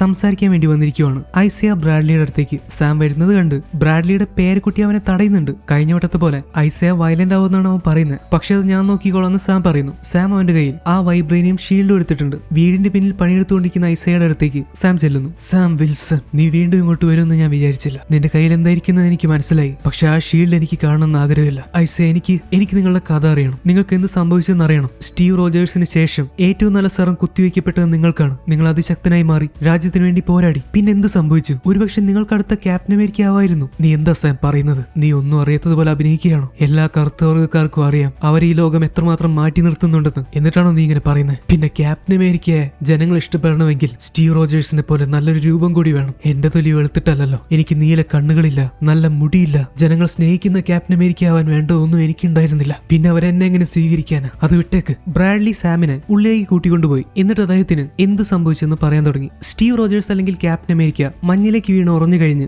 1950കളിലാണ് ഐസിയ ബ്രാഡ്ലി മിലിറ്ററിയിലേക്ക് എത്തുന്നത്. ഹൈഡ്ര അന്നേ തന്നെ ബക്കിയെ വിന്റർ സോൾജർ ആക്കി ഉപയോഗിക്കുന്നുണ്ടായിരുന്നു. വിന്റർ സോൾജറിനെ കൊല്ലാൻ വിട്ട് ആരും തന്നെ തിരിച്ചു വന്നില്ല. സ്റ്റീവ് റോജേഴ്സിനെ പോലെ വീണ്ടും സൂപ്പർ സോൾജേഴ്സിനെ വേണമെന്ന് US ആർമിക്ക് തോന്നാൻ തുടങ്ങി. പക്ഷെ മനുഷ്യരുടെ മേൽ പരീക്ഷണങ്ങൾ ചെയ്യുന്നതിന് പല പ്രശ്നങ്ങളും ഉണ്ടായിരുന്നു. അതുകൊണ്ട് ഗവൺമെന്റ് എന്ന് ചെയ്തെന്ന് വെച്ചാൽ സൈന്യത്തിലെ കറുത്ത വർഗ്ഗക്കാരായിട്ടുള്ള ആളുകളുടെ മേൽ അവരുണ്ടാക്കിയ സൂപ്പർ സോൾജർ സെറം പരീക്ഷിക്കാമെന്ന് വിചാരിക്കുന്നു. അവർക്കാവും പിന്നെ ചോദിക്കാനും പറയുന്ന ആൾക്കാരില്ലല്ലോ. അപ്പൊ എന്തും ചെയ്യാം. ഒരു പകർച്ചവ്യാധിക്കുള്ള മരുന്നാണെന്ന് പറഞ്ഞ് അവരുണ്ടാക്കിയ പുതിയ സൂപ്പർ സോൾജർ സെറം ഈ കറുത്ത വർഗ്ഗക്കാരായിട്ടുള്ള സൈനികരുടെ മേൽ അവർ കുത്തിവെച്ച് പരീക്ഷിക്കുവാണ്. എന്നിട്ട് അവരെയൊക്കെ അന്ന് ഹൈഡ്ര വിന്റർ സോൾജറാക്കി ഉപയോഗിച്ചുകൊണ്ടിരുന്ന ബക്കിയെ തടയാൻ വേണ്ടി അയക്കുന്നു. അന്ന് വിന്റർ സോൾജറിനെ തടയാൻ പോയ കുറെ പേര് കൊല്ലപ്പെട്ടു. വിന്റർ സോൾജർ അവരെ കൊന്നു തള്ളി. പക്ഷെ കട്ടയ്ക്ക് ഫൈറ്റ് ചെയ്തത് ഐസിയ ബ്രാഡ്ലി മാത്രമാണ്. ഐസിയ ആയിട്ടുള്ള ഫൈറ്റിന്റെ ഇടയ്ക്ക് വിന്റർ സോൾജറിന്റെ കൈ നഷ്ടപ്പെട്ടു. പിന്നീട് ഹൈഡ്ര തന്നെയായിരിക്കും വിന്റർ സോൾജറിന്റെ കൈ ശരിയാക്കിയത്. എന്തായാലും ബ്രാഡ്ലിക്ക് വിന്റർ സോൾജറിനെ കൊല്ലാൻ പറ്റിയില്ല. അദ്ദേഹം സൈന്യത്തിലേക്ക് തിരിച്ചു വന്നു. അങ്ങനെ ഹൈഡ്രയ്ക്ക് ഐസിയ ബ്രാഡ്ലി ഒരു പേടി സ്വപ്നമായി മാറി. പക്ഷെ സെറം കുത്തിവെച്ചവരിൽ ഐസിയ ബ്രാഡ്ലിക്ക് മാത്രമാണ് കുഴപ്പമൊന്നും ഇല്ലാതിരുന്നത്. അവന്റെ കൂടെയുള്ള മറ്റു കറുത്തവർക്കാരായിട്ടുള്ള സൈനികർ പതുക്കെ ഈ സെറത്തിന്റെ സൈഡ് എഫക്ട് കാരണം മരിച്ചു വീഴാൻ തുടങ്ങി. ഇങ്ങനെ ശക്തിയില്ലാതായ കുറെ പേരെ ഒരു യുദ്ധത്തിന്റെ ഇടയ്ക്ക് എതിർഭാഗത്തെ സൈന്യം പിടിച്ചെടുത്ത് തടവിലാക്കി വെച്ചു. ഗവൺമെന്റ് അവരെ രക്ഷിക്കാൻ ശ്രമിച്ചില്ല. പകരം ഗവൺമെന്റ് അവരെ കൊല്ലാൻ പ്ലാനിട്ടു. എതിർഭാഗത്തെ സൈന്യം പിടിച്ചു വെച്ചിരിക്കുന്ന US മിലിറ്ററിയുടെ സൈന്യത്തിലുള്ള ഈ കറുത്തവർക്കായിട്ടുള്ള സോൾജിയേഴ്സിനെ അങ്ങോട്ടൊരു മിസൈൽ വിട്ട് കൊല്ലാൻ ഇവർ തീരുമാനിച്ചു. അതെന്തിനാന്ന് വെച്ചാൽ തെളിവ് നശിപ്പിക്കാൻ. ഈ പാവം സൈനികരുടെ മേല് സൂപ്പർ സോൾജേഴ്സ് കുത്തിവെച്ച് പരീക്ഷണം ചെയ്തതിന്റെ പേരിലാണ് ഇവർ മരിക്കുന്നതെന്ന് പുറത്തറിഞ്ഞു കഴിഞ്ഞാൽ അത് സൈന്യത്തിനും ഗവൺമെന്റിനും വലിയൊരു നാണക്കേടും കുറ്റവുമായി മാറും. അത് പുറത്തു വരാതിരിക്കാനാണ് അവരെ കൊല്ലാൻ തീരുമാനിച്ചത്. ഐസിയ ബ്രാഡ്ലിയോട് അവരെ രക്ഷിക്കാൻ പോകണ്ടെന്നും പറഞ്ഞിരുന്നു. പക്ഷെ തന്റെ കൂട്ടത്തിലുള്ള ആളുകൾ ഇങ്ങനെ കൊല്ലുന്നത് ഐസിയക്ക് കണ്ടു നിൽക്കാൻ പറ്റിയില്ല. അദ്ദേഹം ഒറ്റയ്ക്ക് പോയി എതിർ സൈന്യത്തിന്റെ ക്യാമ്പിൽ കയറി അവിടെ പിടിച്ചു വെച്ചിരിക്കുന്ന US മിലിറ്ററിയുടെ ആ പാവം സൈനികരെ രക്ഷിച്ചുകൊണ്ട് പോരുവാണ്. പക്ഷെ തിരിച്ചെത്തി കഴിഞ്ഞ് എന്ത് സംഭവിച്ചെന്ന് വെച്ചാൽ അദ്ദേഹം രക്ഷിച്ച ആരും തന്നെ ജീവനോടെ നിന്നില്ല.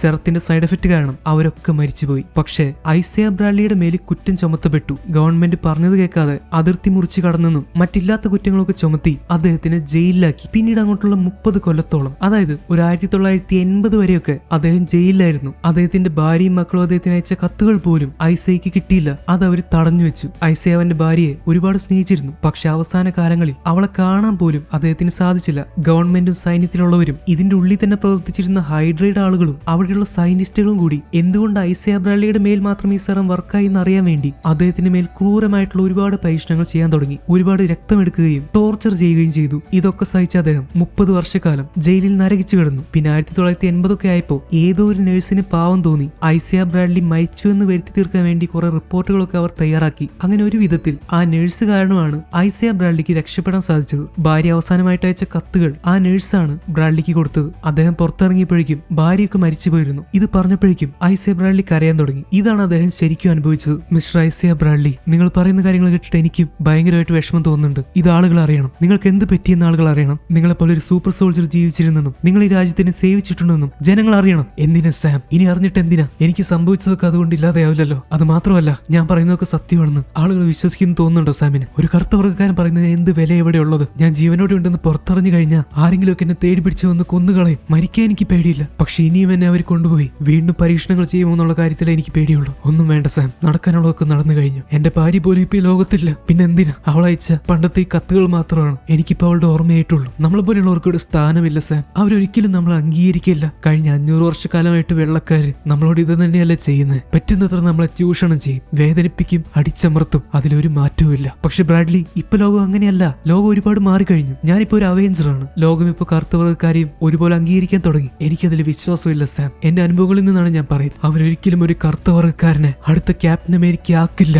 അമേരിക്കയുടെ പ്രതീകമാവാൻ അവർ സമ്മതിക്കില്ല. അതെനിക്ക് ഉറപ്പാ സാം. എന്നെ സമാധാനമായിട്ട് ജീവിക്കാൻ വിട്ടാൽ മതി. വേറൊന്നും എനിക്ക് വേണ്ട. ഐസിയ ബ്രാഡ്ലി ഭയങ്കരമായിട്ടുള്ള വിഷമത്തോടെ അങ്ങനെ പറയാൻ തുടങ്ങി. സാം അവന്റെ ഷീൽഡ് എടുത്തുകൊണ്ട് അവിടെ നിറങ്ങുവാണ്. സാമിന് മനസ്സിൽ എന്തൊക്കെയോ പ്ലാൻ ഉണ്ട്. എന്തായാലും ഒരു കറുത്തവർക്കാരനായതിന്റെ പേരിൽ ഐസിയ ബ്രാഡ്ലിക്ക് അനുഭവിക്കേണ്ടി വന്ന കാര്യങ്ങൾ വളരെ ക്രൂരമാണ്. അതിനേക്കാൾ ക്രൂരമായിരുന്നു തെറ്റിദ്ധരിപ്പിച്ച് സൂപ്പർ സോൾജേഴ്സിനെ കുത്തിവെപ്പിച്ച് അതിന്റെ സൈഡ് എഫക്ട് കാരണം മരിച്ചുപോയ ബ്രാഡ്ലിയുടെ കൂടെ ഉണ്ടായിരുന്ന മറ്റു സൈനികർ. ഏറ്റവും വലിയ കാര്യം എന്താന്ന് വെച്ചാൽ ഈ പറഞ്ഞതിനൊന്നും തെളിവുകളില്ല. ഇതൊക്കെ അന്ന് അധികാരത്തിലിരുന്ന ആളുകൾ, പ്രത്യേകിച്ച് ഹൈഡ്രേഡ് ആളുകൾ നശിപ്പിച്ചു കളഞ്ഞു. സാം സാറയെ വിളിച്ച് ഞാൻ വീട്ടിലേക്ക് വരുവാണെന്ന് പറയുന്നു. അടുത്ത സീനി കാണിക്കുന്നത് സാമിന്റെ വീട്ടിലുള്ള ബോട്ടാണ്. അവൻ സാറയുടെ പിള്ളേരോടൊക്കെ സംസാരിച്ച് മീൻ പിടിക്കാനുള്ള വലയൊക്കെ ശരിയാക്കിക്കൊണ്ടിരിക്കുക. അപ്പോഴാണ് സാം ഒരു കാര്യം അറിയുന്നത്. അവര് ബോട്ട് വിൽക്കാൻ തീരുമാനിച്ചിരുന്നല്ലോ, അത് വാങ്ങാമെന്ന് സമ്മതിച്ചിരുന്ന ആള് ഇപ്പൊ ബോട്ട് വേണ്ടെന്നാണ് പറയുന്നത്. അയാൾ ബോട്ട് വന്ന് കണ്ടു കഴിഞ്ഞപ്പോഴാണ് മനസ്സിലായത് ഈ ബോട്ട് മേടിച്ചു കഴിഞ്ഞാൽ ബോട്ടിന്റെ എല്ലാ പാർട്ടുകളും ശരിയാക്കി വരുമ്പോഴേക്കും തന്റെ കയ്യിലുള്ള പൈസയൊക്കെ തീരുമെന്ന്. അതായത് ബോട്ട് അത്രയും മോശം അവസ്ഥയിലാണ്. സാമിന് ഇപ്പൊ എങ്ങനെയെങ്കിലും ഈ ബോട്ട് ശരിയാക്കിയേ പറ്റൂ. എന്നാലാണ് ഇതാരെങ്കിലും മേടിക്കാനായിട്ട് വരും. സാം സാറയോട് ഐസിയ ബ്രാഡ്ലിയെ പറ്റി പറയുന്നുണ്ട്. പക്ഷെ അദ്ദേഹത്തിന്റെ കാര്യത്തിൽ നമ്മൾക്കിനി എന്ത് ചെയ്യാൻ പറ്റുമെന്നാണ് സാറ് ചോദിക്കുന്നത്. ഇനി പ്രത്യേകിച്ച് ഒന്നും ചെയ്യാൻ പറ്റില്ലല്ലോ. സാം, നീ ഇപ്പൊ ഇതിന് ഇങ്ങോട്ട് വന്ന് ബോട്ടിന്റെ കാര്യമൊക്കെ ആലോചിക്കുന്നത്? അത് ഞാൻ നോക്കിക്കോളാന്ന് പറഞ്ഞില്ലേ? നീ ലോകത്തെ രക്ഷിക്കുന്ന തിരക്കിലല്ലേ, നീ അത് ചെയ്യും. അതെന്താ സാർ അങ്ങനെ പറയുന്നത്? നിങ്ങളും ഈ ലോകത്തിലെ തന്നെ ആളുകളല്ലേ. അപ്പൊ ഞാൻ ലോകത്തിനെ രക്ഷിക്കുന്ന കൂട്ടത്തില് നിങ്ങളെ രക്ഷിക്കണ്ടേ? പ്രത്യേകിച്ച് എന്റെ ഫാമിലി ആവുമ്പോ പിന്നെ വേറെ ആരാ ഉള്ളത്? ഈ ബോട്ടിന്റെ പണികളൊക്കെ തീർക്കാൻ പറ്റിയെങ്കിൽ ഇത് ആരെങ്കിലും വന്ന് വാങ്ങിയേനെ. നമുക്കാണെങ്കിൽ ലോണും കിട്ടിയില്ലല്ലോ. സാർ എങ്ങനെ പറഞ്ഞ് പിള്ളേർക്ക് സ്കൂളിലേക്ക് പോകാൻ വേണ്ടി ഫുഡൊക്കെ റെഡിയാക്കി കൊടുക്കുവാണ്. അവരുടെ കൂടെ പഠിക്കുന്ന കുട്ടികൾക്കുള്ള ഫുഡ് വരെ സാർ അവർക്ക് കൊടുത്തയക്കുന്നുണ്ട്. സോ അത്രയും നല്ല ആളുകളാണ് സാമിന്റെ കുടുംബം. അപ്പോഴാണ് സാം സാറയോട് പണ്ടത്തെ ചില കാര്യങ്ങൾ പറയുന്നത്. പണ്ട് വീടിന്റെ അടുത്തുള്ള പാവം കുട്ടികൾക്കും സാമിന്റെ അച്ഛനും അമ്മയൊക്കെ ഫ്രീ ആയിട്ട് ഫുഡ് കൊടുക്കാറുണ്ട്. അങ്ങനെ ഒരുപാട് പേരെ സാമിന്റെ അച്ഛനും അമ്മയൊക്കെ സഹായിച്ചിട്ടുണ്ട്. എന്തുകൊണ്ട് അവരോടൊക്കെ ബോട്ട് ശരിയാക്കാൻ വേണ്ടി സഹായം ചോദിച്ചുകൂടാ? ഒരു 10 പേരോട് ചോദിക്കുമ്പോൾ ഒരാളെങ്കിലും സഹായിക്കാൻ റെഡിയാവുമല്ലോ. ഇതാണ് സാമിന്റെ പ്ലാൻ. താൻ ഈ ബോട്ട് എന്തായാലും ശരിയാക്കുമെന്ന് സാം പറയുന്നു. സാമിന്റെ അച്ഛനും അമ്മയൊക്കെ പണ്ട് കുറെ പേരെ സഹായിച്ചതുകൊണ്ട് അതിന്റെ ഗുണം ഇപ്പൊ സാമിന് കിട്ടുവാണ്. വിൽസൺ ഫാമിലിയോട് എല്ലാവർക്കും ഭയങ്കര ബഹുമാനമായിരുന്നു. അതുകൊണ്ട് തന്നെ ഒരു സഹായം ചോദിച്ച് സാം വിളിക്കുമ്പോൾ അത് പണമായിട്ടും അല്ലാതെ നേരിട്ട് വന്നൊക്കെ സഹായിക്കാൻ കുറെ പേർ തയ്യാറാവുകയാണ്. അങ്ങനെ സാമിനും സാറയ്ക്കും കുറച്ച് ആശ്വാസമാവുകയാണ്. പിന്നെ അത് മാത്രമല്ല, രാജ്യത്തിനെ സേവിച്ച ഒരു അവെഞ്ചറാണ് സാം വിൽസൺ. അതിന്റെ ബഹുമാനവും ഈ സഹായിക്കാൻ തയ്യാറായവർക്കുണ്ട്. അങ്ങനെ കുറെ പേരുടെ സഹായത്തോടെ സാം ബോട്ട് ശരിയാക്കിക്കൊണ്ടിരിക്കുകയാണ്. അതിൽ കൂടുതലും വയസ്സായ ആളുകളാണ്. കാരണം സാമിന്റെ അച്ഛന്റെ അമ്മയുടെ ഫ്രണ്ട്സ് ആണല്ലോ. എന്നാലും അവര് വന്ന് അവരെ കൊണ്ട് പറ്റുന്നതൊക്കെ ചെയ്തു കൊടുക്കുന്നു. സാമിന് സന്തോഷമായി. അപ്പോഴാണ് സാം ശ്രദ്ധിക്കുന്നത് ആരോ നല്ല ഭാരമുള്ള സാധനമൊക്കെ ഒറ്റയ്ക്കെടുത്ത് വണ്ടി കയറ്റി വയ്ക്കുന്നു. തന്നെ ഹെൽപ്പ് ചെയ്യാൻ വേണ്ടി ഇത്ര ശക്തിയുള്ള ആരായിരിക്കും വന്നിട്ടുള്ളത്? സാം നോക്കിയപ്പോൾ അത് വേറെ ആരുമല്ല, അത് ബക്കിയാണ്. ബക്കി സാമിന്റെ വീട് തേടി പിടിച്ച് ഇങ്ങോട്ട് വന്നിരിക്കുക. എന്തായാലും ഇങ്ങോട്ട് വന്നതല്ലേ, അപ്പൊ കുറച്ച് ഹെൽപ്പ് ചെയ്തേക്കാന്ന് വിചാരിച്ചിട്ടാണ് ബക്കി നല്ല വെയിറ്റ് ഉള്ള സാധനങ്ങളൊക്കെ ഒറ്റയ്ക്കെടുത്ത് വണ്ടി കയറ്റി വെക്കുന്നത്. പിന്നെ ബക്കി ഇങ്ങോട്ട് വന്നതിന് വേറൊരു കാരണം കൂടിയുണ്ട്. അവൻ വക്കാൻഡക്കാരോട്, അതായത് അയ്യോയോട് എന്തോ ഒരു ഹെൽപ്പ് ചോദിച്ചിരുന്നല്ലോ. അതെന്താന്ന് പറയുന്നില്ലെങ്കിലും അത് സാമിന് വേണ്ടിയിട്ടുള്ള ഒരു ആവശ്യമായിരുന്നു. ബക്കി വക്കാൻഡക്കാരോട് പറഞ്ഞ് സാമിന് വേണ്ടി എന്തോ ഒരു വക്കാൻഡൻ സ്യൂട്ട് കേസിലിട്ട് കൊണ്ടുവന്നിട്ടുണ്ട്. അത് ബക്കി സാമിന് കൊടുക്കുന്നു. ഇത് ഞാൻ വക്കാൻഡക്കാരോട് സ്പെഷ്യലായിട്ട് പറഞ്ഞ് നിനക്ക് വേണ്ടി കൊണ്ടുവന്നതാണെന്നും ബക്കി സാമിനോട് പറയുന്നുണ്ട്. പെട്ടെന്നാണ് അവിടെ ഒരു പൈപ്പ് പൊട്ടുന്നത്. സാം അങ്ങോട്ട് ഓടിച്ചെന്ന് ശരിയാക്കാൻ നോക്കുന്നുണ്ട്. പക്ഷെ അവനെ കൊണ്ട് അത് മര്യാദയ്ക്ക് ചെയ്യാൻ പറ്റുന്നില്ല. പെട്ടെന്ന് നമ്മളുടെ ബക്കി അങ്ങോട്ട് വരുന്നു. ബക്കിയുടെ ശക്തി അറിയാലോ. അവൻ വെറും ഒരു കൈ വെച്ച് ഈസി ആയിട്ട് പൊട്ടിയ പൈപ്പ് സ്ക്രൂ വെച്ച് ടൈറ്റ് ആക്കി കൊടുക്കുകയാണ്. ഈ സമയത്ത് ബക്കി അവന്റെ വൈബ്രേനിങ് കൈ അല്ല ഉപയോഗിക്കുന്നത്, മറിച്ച് അവന്റെ സാധാരണ കൈയാണ്. അതെന്താ അങ്ങനെ ചെയ്തെന്ന് സാം ചോദിക്കുമ്പോൾ ഇപ്പൊ എനിക്ക് എന്റെ വലം കൈ ഉപയോഗിച്ച് ശീലമായെന്ന് ബക്കി പറയുന്നു. ഇതിന്റെ അർത്ഥം എന്താന്ന് വെച്ചാൽ നോർമലി ബക്കി വൈബ്രേനിങ് ഹാൻഡ് ഉപയോഗിക്കാറുള്ളത് പണ്ട് ആളുകളെ വിന്റർ സോൾജർ ആയിരുന്നപ്പോ കൊല്ലാനും പിന്നീട് അവെഞ്ചർ ആയിരുന്നപ്പോ വില്ലന്മാരെ അറ്റാക്ക് ചെയ്യാനൊക്കെയാണ്. ഇപ്പൊ ബക്കി അതിലേക്കൊന്നും പോകുന്നില്ല. അവന്റെ മനസ്സ് ആ വൈബ്രേനിങ് കയ്യിൽ നിന്ന് മാറാൻ തുടങ്ങി. അതായത് ബക്കി ഒരു സാധാരണ ജീവിതം തന്നെയാണ് ആഗ്രഹിക്കുന്നത്. അതിലേക്ക് ബക്കി പതുക്കെ പതുക്കെ വന്നുകൊണ്ടിരിക്കുകയാണ്. അതാണ് ഇവിടെ സൂചിപ്പിക്കുന്നത്. എന്തായാലും പോകുന്നതിന് മുന്നേ സാമിന് ഇനി എന്തെങ്കിലും ഹെൽപ്പ് വേണമെങ്കിൽ ചെയ്യാമെന്നും ബക്കി പറയുന്നുണ്ട്. എന്നാലും രണ്ടുപേരും അവരുടെ ഈഗോ വിടുന്നില്ല. ഓറ കളയാൻ രണ്ടുപേരും തയ്യാറല്ല. ഈ സമയത്താണ് സാറ അങ്ങോട്ട് വരുന്നത്. ബക്കിക്ക് സാറയുടെ മേലൊരു കണ്ണുണ്ടോ എന്നൊരു ഡൗട്ട് ഉണ്ട്. അവൻ അവളോട് സംസാരിക്കാൻ തുടങ്ങി. ഹേയ്, സാമിന്റെ അനിയത്തിയാണ്. എന്റെ പേര് ബക്കി ബാൺസ്.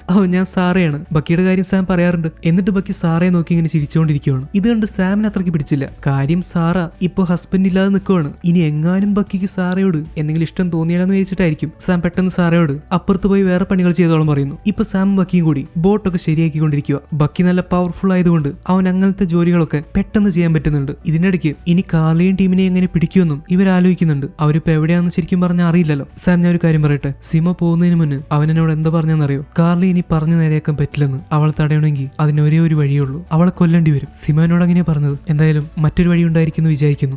പിന്നെ ഞാൻ നാളത്തെ ഫ്ലൈറ്റിന് പോവാണ്. പിന്നെ നമ്മൾ അന്ന് പറഞ്ഞ പോലെ തമ്മിൽ കാണാതിരിക്കാൻ ശ്രമിക്കാം. ആ അത് കൊള്ളാൻ ബക്കി. ഇത്തരം പ്രശ്നങ്ങളുടെ നടുവിൽ എന്നെ ഇട്ടിട്ട് നീ ഒറ്റയ്ക്ക് എസ്കേപ്പ് ആവണല്ലേ? അപ്പൊ കാർലിയെ പിടിക്കണ്ടേ? നീ ഇപ്പൊ ഇതിനെ ഇവിടെ നിന്ന് പോകുന്നത് നീ അത്രയ്ക്ക് ബിസി ഒന്നും അല്ലല്ലോ. അതല്ല സാം, ഞാനിവിടെ നിൽക്കും തോറും നിങ്ങൾക്ക് ഞാൻ കാരണം ഇനി പ്രശ്നങ്ങളൊന്നും വേണ്ടാന്ന് വിചാരിച്ചിട്ടാ. പിന്നെ ഇവിടുത്തെ ആളുകൾക്ക് എന്നെ ഇഷ്ടപ്പെടുമെന്ന് എനിക്ക് ഉറപ്പില്ല. ബാക്കി ആ കാര്യം ഓർത്ത് നീ പേടിക്കണ്ട. നിന്റെ ഒരു കൈ വൈബ്രേനിയം കൊണ്ടുള്ളതാണെന്നോ നീ ഏത് കളറാണെന്നോ നീ എന്ത് ഡ്രസ്സ് ഇടുന്നെന്നോ ഇതൊന്നും ഇവിടെ ആരും ശ്രദ്ധിക്കാനോ കുറ്റം പറയാനോ പോകുന്നില്ല. എന്റെ ആളുകളുണ്ടല്ലോ ഇവിടെയുള്ളവര്, ഇവർ ഈ ലോകത്തിലെ ഏറ്റവും നല്ല ആളുകളാണ്. അവർ നിന്നെ ഒരിക്കലും മാറ്റി നിർത്തില്ല. അതെനിക്ക് മനസ്സിലായി സാം. ഇവിടുത്തെ ആളുകൾക്ക് എന്നോട് വളരെ നന്നായിട്ട് പെരുമാറിയത് അതിലെനിക്ക് സന്തോഷമുണ്ട്. എന്നാലും ഇല്ല, നീ കുറച്ച് ദിവസം ഇവിടെ നിൽക്ക്, ഞങ്ങൾക്ക് അതുകൊണ്ട് ഒരു കുഴപ്പമില്ല. പിന്നെ എന്റെ പെങ്ങളെ കയറി ലൈൻ അടിക്കാനൊന്നും നിന്നേക്കരുത്. എന്റെ സ്വഭാവം നീ അറിയും. ഓക്കെ മാൻ, അങ്ങനെയൊന്നും ഉണ്ടാവില്ല, അത് ഞാൻ ശ്രദ്ധിച്ചോളാം. ഓക്കെ. അങ്ങനെ സാമും ബക്കിയും കുറച്ചുകൂടി കൂട്ടാവുന്നുണ്ട്. അടുത്ത സീനി കാണിക്കുന്നത് ജോൺ വാക്കറിനെയാണ്. അവൻ മരിച്ചുപോയ ലെമാറിന്റെ അച്ഛനും അമ്മയും കണ്ട് ആശ്വസിപ്പിക്കാൻ വേണ്ടി വന്നതാണ്. അവരൊക്കെ ഭയങ്കര വിഷമത്തില്ല. അവർ ഒരുമിച്ചിരിക്കുന്ന ഫോട്ടോ നോക്കി ജോൺ പറയാൻ തുടങ്ങി, ഫ്ലാഗ് സ്മാഷേഴ്സിന്റെ കൂട്ടത്തിലുള്ള ഒരാളാണ് ലെമാറിനെ കൊന്നത്.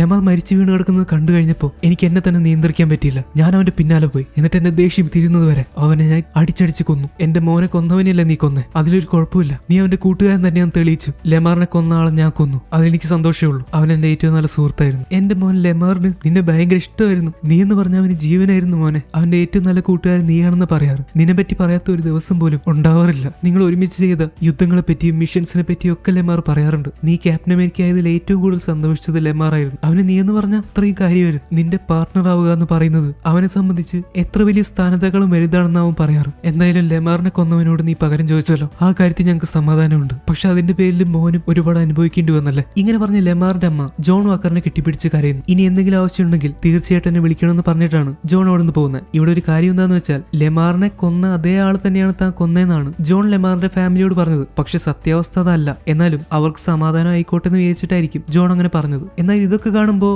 ജോൺ ഭയങ്കരമായിട്ട് അങ്ങോട്ട് ഇമോഷണൽ ആയി പോയി. ഒരു തരത്തിൽ നോക്കുമ്പോൾ എനിക്ക് ജോണിനെ കുറ്റം പറയാനും പറ്റുന്നില്ല. അവനും കുറെ നല്ല വശങ്ങളുണ്ട്. പുറത്തിറങ്ങുന്ന ജോൺ വാക്കർ അവൻ ക്യാപ്റ്റൻ അമേരിക്ക ആയിട്ടുള്ള പോസ്റ്ററൊക്കെ ഇപ്പോഴും ഒട്ടിച്ചിരിക്കുന്നത് കാണുന്നുണ്ട്. അതൊക്കെ മാഞ്ഞു പോയി തുടങ്ങി. അവൻ ഇപ്പോഴും ക്യാപ്റ്റൻ അമേരിക്ക ആവാൻ പറ്റാത്തതിൽ ഭയങ്കരമായിട്ടുള്ള നിരാശയുണ്ട്. പക്ഷെ ഇനി ഒന്നും ചെയ്യാൻ പറ്റില്ല. അടുത്ത സീനി കാണിക്കുന്നത് ഷാരൻ കാർട്ടറിനെയാണ്. ഷാരൻ കാർട്ടർ ആരെയാണ് കോൾ ചെയ്യുന്നതെന്ന് അറിഞ്ഞാൽ നിങ്ങൾ ഞെട്ടിപ്പോവും. അവൾ കോൾ ചെയ്യുന്നത് ബാട്രോക്കിനെ ആയിരുന്നു. എന്നിട്ട് ഷാരൻ പറയാൻ തുടങ്ങി, ഹായ് ബാട്രോക്ക്, എന്നെ ഓർമ്മയുണ്ടാവല്ലോ. അവസാനത്തെ വട്ടം നിന്നെ ജയിലിൽ നിന്ന് പുറത്തിറക്കിയത് ഞാനാ. അതിന്റെ നന്ദി നിനക്കുണ്ടാവുമെന്ന് വിചാരിക്കുന്നു. ഈ വട്ടം നിന്നെ പുതിയൊരു പണി ഏൽപ്പിക്കാനാണ് ഞാൻ വിളിച്ചത്. കഴിഞ്ഞ വട്ടം തന്നതിന്റെ ഇരട്ടി പണം ഞാനിപ്പോ തരാം. നീ റെഡിയല്ലേ? ഇങ്ങനെയാണ് ഷാരൻ ബാട്രോക്കിനോട് പറയുന്നത്. അപ്പൊ എന്തായിരിക്കും ഷാരൻ കാർട്ടറും ഒരു കൊടും ക്രിമിനൽ ആയിട്ടുള്ള ബാട്രോക്കും തമ്മിൽ ബന്ധം? എന്തിനായിരിക്കും ഷാരൻ ബാട്രോക്കിനെ ജയിലിൽ നിന്ന് പുറത്തിറങ്ങാൻ സഹായിച്ചത്? ഒരുപക്ഷെ അടുത്ത എപ്പിസോഡിൽ ഇതിനുള്ള ഉത്തരം കിട്ടുമായിരിക്കും. എനിക്ക് തോന്നുന്നത് ഫ്ലാഗ് സ്മാഷേഴ്സിനെ പിടിക്കാനുള്ള വല്ല കാര്യമായിരിക്കും ഷാരൻ ബാട്രോക്കിനെ ഏൽപ്പിക്കുന്നത്. ഇപ്പൊ ബക്കി ഉറക്കം എഴുന്നേറ്റു. അവൻ നോക്കിയപ്പോ അവിടെ സാറയുടെ പിള്ളേര് വൈബ്രേനി ഷീൽഡ് എടുത്ത് കളിച്ചുകൊണ്ടിരിക്കുകയാണ്. ബക്കി എണിറ്റത് കണ്ട് പിള്ളേർ ഓടിപ്പോയി. എന്തായാലും ഇവിടുത്തെ ചെറിയ ചെറിയ സന്തോഷങ്ങളൊക്കെ ബക്കിക്ക് നന്നായിട്ട് ഇഷ്ടപ്പെടുന്നുണ്ട്. അവൻ സാമിന്റെ അടുത്തേക്ക് ചെന്നു. അങ്ങനെ അവർ വീണ്ടും ബോട്ട് ശരിയാക്കാൻ തുടങ്ങി. ഇന്ന് ബോട്ട് റെഡിയാക്കുന്നതിന്റെ അവസാനത്തെ ദിവസമാണ്. കാര്യങ്ങളൊക്കെ ഏറെക്കുറെ റെഡിയായി. സാറ് ഉറക്കം എഴുന്നേറ്റ് രാവിലെ വരുന്നതിന് മുന്നേ എല്ലാം ഓക്കെ ആക്കി വെക്കണമെന്നായിരുന്നു സാമിന്റെ ആഗ്രഹം. പക്ഷെ അപ്പോഴേക്കും പണി തീർന്നില്ല. സാർ അങ്ങോട്ട് വന്നു. സാറ് വന്നപ്പോഴേക്കും ബക്കി പിന്നെയും ചിരിച്ചുകൊണ്ട് അവളോട് സംസാരിക്കാൻ തുടങ്ങി. ഹേയ് സാറ, എന്തൊക്കെയുണ്ട്, സുഖമല്ലേ? ഈ സമയത്ത് സാം ബക്കിയെ കലിപ്പിച്ച് നോക്കുന്നുണ്ട്. നിന്നോടല്ലടാ ഞാൻ പറഞ്ഞത് എന്റെ പെങ്ങളെ ലൈനടിക്കാൻ വരണ്ടെന്ന്. ഇങ്ങനെയായിരിക്കും സാം വിചാരിക്കുന്നത്. ഒരുപക്ഷെ വേറൊന്നും കൊണ്ടായിരിക്കില്ല. തീർച്ചയായിട്ടും ബക്കിയുടെ സാമിന്റെ ലൈഫിൽ എപ്പോഴും അപകടങ്ങളും ശത്രുക്കളും വന്നുകൊണ്ടിരിക്കുമല്ലോ. അത് പേടിച്ചിട്ടായിരിക്കും സാം ഇങ്ങനെ ഇവര് തമ്മിലുള്ള ആ ഒരു ഇതിനെ തടയാൻ നോക്കുന്നത്. സാറ, നീ എഴുന്നേറ്റ് വരുന്നതിന് മുന്നേ ഇതൊക്കെ തീർക്കണമെന്നായിരുന്നു പ്ലാൻ. പക്ഷെ നടന്നില്ല. എന്താ സാം ഇതിനൊക്കെ ആവശ്യം? ബാക്കി കാര്യങ്ങൾ ഞാൻ ചെയ്തോളാം. ഞാൻ നിന്റെ അടുത്ത് വന്നിട്ട് നിന്റെ പറക്കുന്ന സ്യൂട്ട് എനിക്ക് തരാനോ അത് വെച്ച് എങ്ങനെയാ പറക്കുന്നത് എന്നെ പഠിപ്പിക്കാനോ ഒന്നും പറയാറില്ലല്ലോ. അതുപോലെ തന്നെ ബോട്ടിന്റെ കാര്യം ഞാൻ ചെയ്യുന്നത് നല്ലത്. ഇത്രയൊക്കെ നിങ്ങൾ ചെയ്തില്ലേ, അതിന് ഒരുപാട് താങ്ക്സ്. ബാക്കി ഞാൻ ചെയ്യാം. എന്തായാലും അത് കേട്ട് ഓക്കെ പറഞ്ഞ് സാമും ബക്കി അവിടെ നിന്ന് പോവാണ്.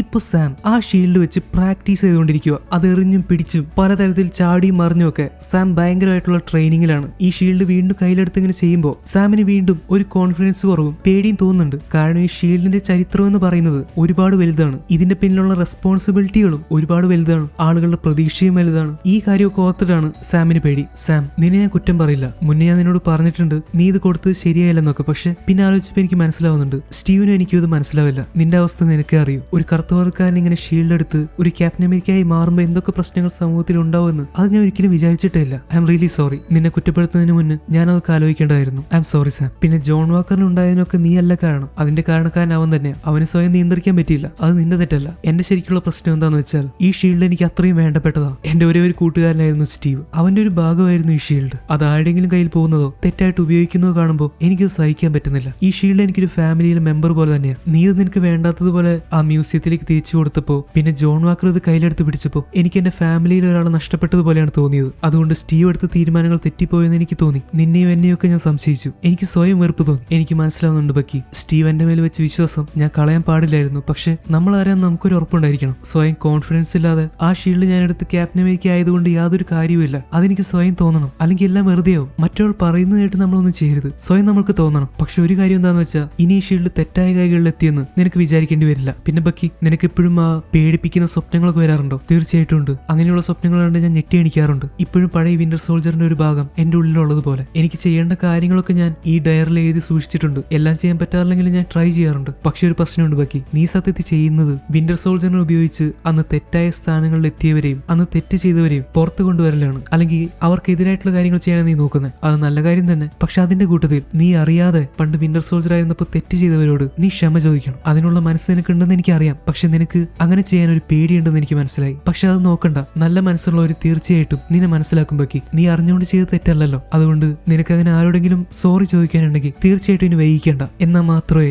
നിന്റെ ഈ പേടി സ്വപ്നങ്ങൾ നിൽക്കൂ. വിന്റർ സോൾജർ പൂർണ്ണമായിട്ട് നിന്റെ ഉള്ളിൽ നിന്ന് പോകണമെങ്കിൽ നീ അവരോടൊക്കെ മാപ്പ് ചോദിക്കണം. അല്ലാതെ നിനക്ക് സമാധാനം കിട്ടില്ല ബക്കി. അവരെന്ത് വേണമെങ്കിലും വിചാരിക്കട്ടെ, പക്ഷെ നീ ചെന്ന് അവരോട് സോറി പറയണം. അവർ നിന്നോട് ക്ഷമിക്കുമെന്ന് എനിക്ക് ഉറപ്പാ. ഒന്നുമില്ലെങ്കിലും അന്ന് വിന്റർ സോൾജർ ആയിരുന്നപ്പോൾ നീ കൊന്നവരുടെ ബന്ധുക്കൾ ബാക്കിയുണ്ടാവുമല്ലോ. ഒരുപക്ഷെ അവരുടെ മകനോ ഭർത്താവോ ഭാര്യയോ അച്ഛനോ ഒക്കെ എന്ത് സംഭവിച്ചെന്നും പോലും അറിയാതെയായിരിക്കും അവർ കഴിയുന്നത്. നീ ചെന്ന് ഈ കാര്യം പറയുകയാണെങ്കിൽ ആദ്യം അവർക്ക് ദേഷ്യം തോന്നിയാൽ പോലും പിന്നീട് അവർ ഓക്കെ ആയിക്കോളും. നീ സത്യസന്ധമായിട്ട് എല്ലാം തുറന്നു പറഞ്ഞാൽ മതി. അവരുടെ നഷ്ടപ്പെട്ടു പോയ ആളുകൾക്ക് എന്ത് സംഭവിച്ചെന്നും അവർക്ക് അറിയാൻ പറ്റുമല്ലോ. അത് മതി. എല്ലാം കൂടി ഒരുമിച്ച് ചെയ്യേണ്ട. ആദ്യം ഒരാളിൽ നിന്ന് തുടങ്ങും. അങ്ങനെ പതുക്കെ പതുക്കെ നീ ആ ലിസ്റ്റ് അവസാനിപ്പിച്ചാൽ മതി. വൗ മാൻ, നിന്റെ കൂടെ ഇത്ര നന്നായിട്ട് സംസാരിക്കാൻ പറ്റുമെന്ന് ഞാൻ ഒരിക്കലും വിചാരിച്ചിട്ടേ ഇല്ല. നീ ആള് കൊള്ളാം. നീ പണ്ട് കൗൺസിലിംഗ് അല്ല ചെയ്തുകൊണ്ടിരുന്നത്. നിനക്ക് അതിനുള്ള കഴിവുണ്ട്. ഓക്കെ.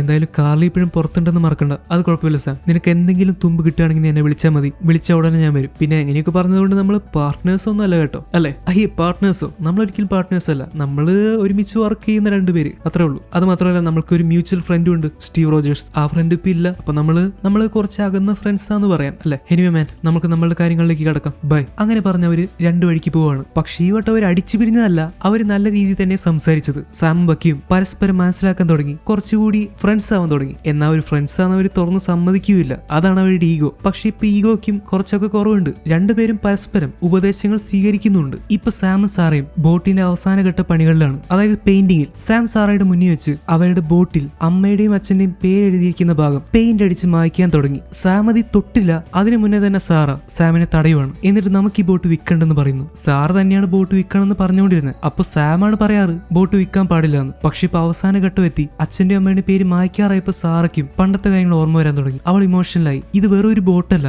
അവരുടെ കുടുംബത്തിന്റെ ഒരു ഭാഗം തന്നെയാണ് ഈ ബോട്ട്. അവരുടെ അച്ഛന്റെ അമ്മയുടെ ഓർമ്മകളാണ് ഈ ബോട്ട്. അതുകൊണ്ടാണ് സാറ ഇത് വിൽക്കണ്ടെന്ന് ഇപ്പൊ പറയുന്നത്. സാറ, നീ തന്നെ ഇങ്ങനെ പറയുന്നതിൽ എനിക്ക് ഭയങ്കര സന്തോഷമുണ്ട്. എനിക്കറിയായിരുന്നു നീ ഈ ബോട്ട് വിൽക്കില്ല എന്ന്. നമുക്കിത് സൂക്ഷിക്കണം. ഇത് നമ്മുടെ കുടുംബത്തിന്റെ ചരിത്രമാണ്. നമ്മുടെ അച്ഛന്റെ അമ്മയുടെ ഓർമ്മകളേത്. അത് നമ്മൾ എങ്ങനെ കളയും സാറ? പണ്ട് ഞാൻ മിലിറ്ററി ചെയ്യണമെന്ന് പറഞ്ഞ് പോയപ്പോ വീടിന്റെ ചുമതലയൊക്കെ നിന്റെ മേലായി. ഞാൻ ഇവിടുന്ന് രക്ഷപ്പെട്ടു പോയതാന്ന് നിനക്ക് തോന്നിയിട്ടുണ്ടാവുമല്ലേ? ഒരിക്കലും ഇല്ല സാം. നീ അവിടെ എന്തൊക്കെ ചെയ്തെന്ന് എനിക്ക് നന്നായിട്ട് അറിയാം. നീ ഒരുപാട് പേരുടെ ജീവൻ രക്ഷിച്ചിട്ടുണ്ട്. നീ ഒരു അവെഞ്ചർ ആയിരുന്നു. അതിലെനിക്ക് അഭിമാനമുണ്ട്. കാര്യം ഞാൻ നിന്നോട് വഴക്ക് കൂടുമെങ്കിലും എനിക്കതൊക്കെ അറിയാം. എന്നാൽ അതുമാത്രമല്ല, നീ വീട്ടിലേക്ക് വന്ന് ലോകത്തിനെ രക്ഷിക്കുന്നതിന്റെ കൂടെ ഞങ്ങളെ രക്ഷിക്കാൻ നോക്കുന്നുണ്ടല്ലോ. നീ ചെയ്യുന്നത് ചെറിയ കാര്യമൊന്നുമല്ല സാം. നീ അവിടെയും ഫൈറ്റ് ചെയ്യുന്നു, ഇവിടെ കുടുംബത്തിന് വേണ്ടി ഫൈറ്റ് ചെയ്യുന്നു. ഇത്രയൊക്കെ ചെയ്യുന്ന നീ എന്തുകൊണ്ട് ക്യാപ്റ്റൻ അമേരിക്ക ആവുന്നില്ല എന്നാണ് ഞാൻ വിചാരിക്കുന്നത്. നിനക്കതിനുള്ള എല്ലാ യോഗ്യതയുണ്ട് സാം. ഐസിഎം ബ്രാഡ്ലി പറയുന്നത് കേട്ട് നിന്റെ മനസ്സ് മാറ്റരുത്.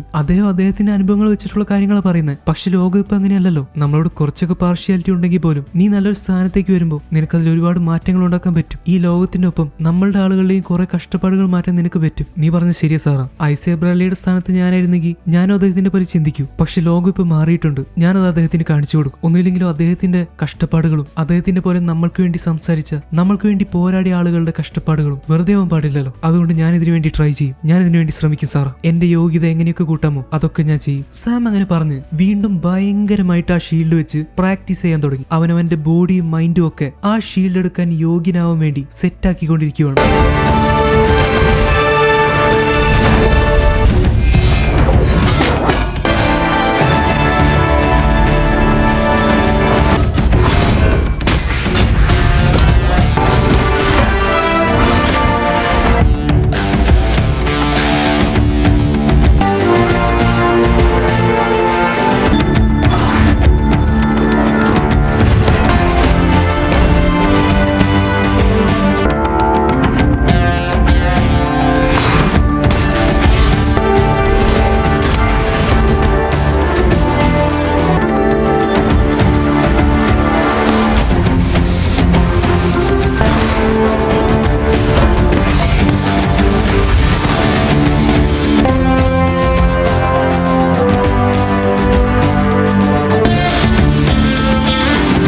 സാമിന് പുതിയൊരു ലക്ഷ്യം കിട്ടിയതുപോലെയാണ് തോന്നുന്നത്. മാമൻ ഇങ്ങനെ ചെയ്യുന്നത് കണ്ട് പിള്ളേർക്കും നല്ല സന്തോഷമായി. ഇപ്പൊ സാം ഏറെക്കുറെ ആ ഷീൽഡിനെ ഉപയോഗിക്കാനും അത് വെച്ച് അറ്റാക്ക് ചെയ്യാനും അതിനെ കൺട്രോൾ ചെയ്യാനും ഒക്കെ പഠിച്ചു കഴിഞ്ഞു. അവൻ വീണ്ടും ട്രെയിനിങ് തുടർന്നുകൊണ്ടേയിരുന്നു. അടുത്ത സീനി കാണിക്കുന്നത് കാർലിയും ടീമിനെയാണ്. അവിടേക്ക് നമ്മളുടെ വില്ലനായിട്ടുള്ള ബാട്രോക്ക് വരുവാണ്. സോ നിങ്ങൾക്ക് ഊഹിക്കാം, നേരത്തെ ഷാരോൺ ആണ് ബാട്രോക്കിനെ വിളിച്ച് ഒരു കാര്യം ചെയ്യണമെന്ന് ആവശ്യപ്പെട്ടത്. അപ്പൊ കാർലിയും ടീമിനെയും കണ്ടുപിടിക്കാനായിരിക്കും ഷാരോൺ പറഞ്ഞത്. പക്ഷെ ബാട്രോക്ക് അവരെ കൊല്ലാനല്ല വരുന്നത്, പകരം അവരെ ഹെൽപ്പ് ചെയ്യാന്ന് പറഞ്ഞാണ് അവരുടെ അടുത്തേക്ക് വരുന്നത്. അപ്പൊ ഷാരോന്റെ പ്ലാൻ പോലെ ആയിരിക്കും ബാട്രോക്ക് ചെയ്യുന്ന കാര്യങ്ങളൊക്കെ നടക്കുന്നത്. ഫ്ലാഗ് സ്മാഷസിന് ആവശ്യമുള്ള ആയുധങ്ങളും മറ്റ് സംഭവങ്ങളൊക്കെ കൊണ്ടാണ് ബാട്രോക്ക് അവരുടെ അടുത്തേക്ക് വന്നിരിക്കുന്നത്. ഇത് കണ്ട് കാർലിക്ക് സന്തോഷമായി. പക്ഷെ കൂടെയുള്ളവൻ ബാട്രോക്കിനെ പോലെയുള്ള ക്രിമിനലുകളുടെ കൂടെ നമ്മൾ എന്തിനു പ്രവർത്തിക്കുന്നതെന്ന് ചോദിക്കുന്നു. അതിന് കാർലി പല കാരണങ്ങൾ പറയുന്നുണ്ട്. ഗവൺമെന്റ് ഇപ്പൊ കാർലിയും ടീമിനെയും ക്രിമിനലുകളാക്കി മുദ്രകുത്തി കഴിഞ്ഞു. പിന്നെ വേറെ ക്രിമിനലിന്റെ കൂടെ ചേർന്ന് പ്രവർത്തിച്ചുകൊണ്ട് ഇപ്പൊ എന്ന പ്രശ്നം, അല്ലെങ്കിൽ ഇവർക്ക് നിലനിൽക്കാൻ പറ്റില്ല. ഇവർക്ക് പോരാടാൻ ആയുധങ്ങളും കൂടെ ആളുകളും വേണം. പിന്നെ ശത്രുവിന്റെ ശത്രു മിത്രമാണെന്നാണല്ലോ. അതുപോലെ തന്നെ ബാട്രോക്കിന് ഫാൽക്കണിനെ തീർക്കണമെന്ന് ഭയങ്കരമായിട്ടുള്ള ആഗ്രഹമുണ്ട്. കാരണം സാമിന്റെ കയ്യിൽ നിന്ന് ബാട്രോക്കിന് നല്ല ഇടി കിട്ടിയിട്ടുണ്ട്. ക്യാപ്റ്റൻ വസന്തിനെ രക്ഷിക്കുന്നതിന്റെ ഇടയ്ക്ക്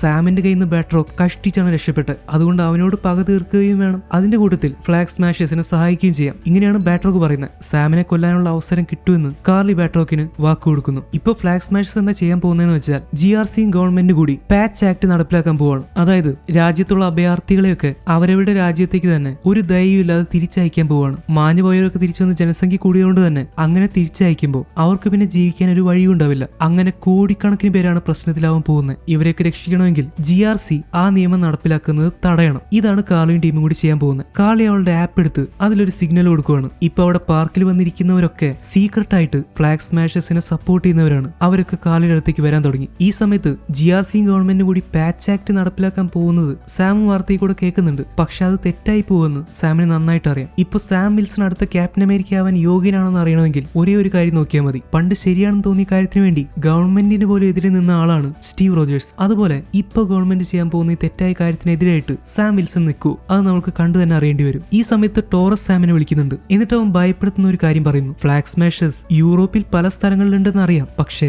ഇപ്പൊ ഇവിടെ പുതിയൊരു ലൊക്കേഷൻ കിട്ടിയിരിക്കുകയാണ്. അത് ന്യൂയോർക്കിലാണ്, ഈ GRC കേന്ദ്രത്തിന്റെ തൊട്ടടുത്ത്. സോ എന്തോ കാര്യമായിട്ട് ഫ്ലാഗ് സ്മാഷേഴ്സ് പ്ലാൻ ചെയ്യുന്നുണ്ടെന്ന് സാമിന് മനസ്സിലായി. ഇപ്പൊ അവനത് തടഞ്ഞേ പറ്റൂ. ന്യൂയോർക്ക് സിറ്റിയിലെ GRCയുടെ കെട്ടിടത്തിൽ നേതാക്കളൊക്കെ പാച്ച് ആക്ട് നടപ്പിലാക്കാനുള്ള തിരക്കിലാണ്. പക്ഷെ അവർക്കിടയിലും രണ്ട് അഭിപ്രായങ്ങളുണ്ട്. അതുകൊണ്ട് ഒരു വോട്ടെടുപ്പാണ് നടക്കുന്നത്. ഏറ്റവും കൂടുതൽ ആളുകൾ, അതായത് ഭൂരിപക്ഷം എന്താണോ തീരുമാനിക്കുന്നത് അതിനനുസരിച്ച് കാര്യങ്ങൾ ചെയ്യും. പകുതി പേര് പറയുന്നത് ഇത് ആളുകൾക്ക് നല്ലതാണെന്നാണ്, വേറെ പകുതി പേര് പറയുന്നത് ഇത് കുറെ പേരെ പ്രശ്നത്തിലാക്കുമെന്നാണ്. അപ്പൊ വോട്ടെടുപ്പ് നടന്നു കഴിഞ്ഞാലാണ് ഈ നിയമം നടപ്പിലാക്കണോ വേണ്ടയോ എന്നുള്ള തീരുമാനത്തിലെത്താൻ പറ്റും. അപ്പോഴാണ് നമുക്കൊരു കാര്യം മനസ്സിലാവുന്നത്. ഈ GRCയുടെ കേന്ദ്രത്തിൽ വർക്ക് ചെയ്യുന്നവരിൽ പോലും ഫ്ലാഗ് സ്മാഷേഴ്സ് ടീമിലുള്ളവരുണ്ട്. അതായത് അവരെ സപ്പോർട്ട് ചെയ്യുന്നവരുണ്ട്. അവർ വന്ന് പരസ്പരം വൺ വേൾഡ് വൺ പീപ്പിൾ എന്ന് പറയുവാണ്. അതായത് പണ്ട് ഹെയിൽ ഹൈഡ്ര എന്ന് പറയുമല്ലോ, അതുപോലെ ഫ്ലാഗ് സ്മാഷേഴ്സിന്റെ വാക്യമായിട്ടുള്ള ഒരു ലോകം ഒരു ജനത എന്നുള്ള കാര്യം അവർ പരസ്പരം പറയുന്നു. സോ ഇതിന്റെ ഉള്ളിൽ തന്നെ ആൾക്കാരുണ്ട്. പെട്ടെന്ന് ഫ്ലാഗ് സ്മാഷേഴ്സിന്റെ ടീം പണി തുടങ്ങി. അവർ GRC കേന്ദ്രത്തിന്റെ ഉള്ളിലെ കറന്റ് കട്ട് ചെയ്യുന്നു. ഒരു നിമിഷം കൊണ്ട് അവിടേക്ക് റെഡ് കളറായി അലാറം അടിക്കാൻ തുടങ്ങി. എന്തോ ഡേഞ്ചർ ആണെന്ന് അവർക്ക് മനസ്സിലായി. ഇപ്പൊ അവരുടെ സ്ക്രീനുകളൊക്കെ ഫ്ലാഗ് സ്മാഷേഴ്സിന്റെ ടീം ഹാക്ക് ചെയ്തിരിക്കുകയാണ്. സോ GRC കേന്ദ്രം അതിനുകൂടെ അതിന്റെ ഉള്ളിലുള്ളവരും ഇപ്പൊ ഫ്ലാഗ് സ്മാഷേഴ്സിന്റെ പിടിയിലായി. ഈ സമയത്ത് നമ്മുടെ സാം വിൽസൺ ആണെങ്കിൽ തനിക്കിപ്പോ എന്തെങ്കിലും ചെയ്യാനുള്ള സമയമെന്ന് മനസ്സിലാക്കിക്കൊണ്ട് ബക്കി അവന് കൊണ്ടുകൊടുത്ത ആ വക്കാൻഡൻ സ്യൂട്ട് കേസ് തുറന്നു നോക്കുവാണ്. സാമിന്റെ ഫിംഗർ പ്രിന്റ് വെച്ചാണ് ഇത് തുറക്കാൻ പറ്റൂ. അങ്ങനെയാണ് ആ പെട്ടി സെറ്റ് ചെയ്തിരിക്കുന്നത്. അത് തുറന്നു നോക്കിയ സാമിന്റെ കണ്ണ് തിളങ്ങാൻ തുടങ്ങി. സാം ഞെട്ടിപ്പോയി. അപ്പൊ എന്തായിരിക്കും ആ പെട്ടിയിൽ? ഇനി എന്താണ് സംഭവിക്കുക? ബക്കി എവിടേക്ക് പോയി? Flag Smashers GRCയിലുള്ളവരെ കൊല്ലൂ. സാമിന്റെ ആ പെട്ടിയിൽ എന്താ ഉള്ളത്? സാം ആരുടെ കൂടെ നിൽക്കും? അവൻ അടുത്ത് ക്യാപ്റ്റൻ അമേരിക്ക ആവാൻ ശരിക്കും യോഗ്യനാണോ? ഇങ്ങനെ ഒരുപാട് ചോദ്യങ്ങളുമായി ഇന്നത്തെ എപ്പിസോഡ് അവസാനിക്കുകയാണ്. അപ്പൊ അടുത്ത വീഡിയോ കാണുന്നവരെ once again it's me Amit signing out.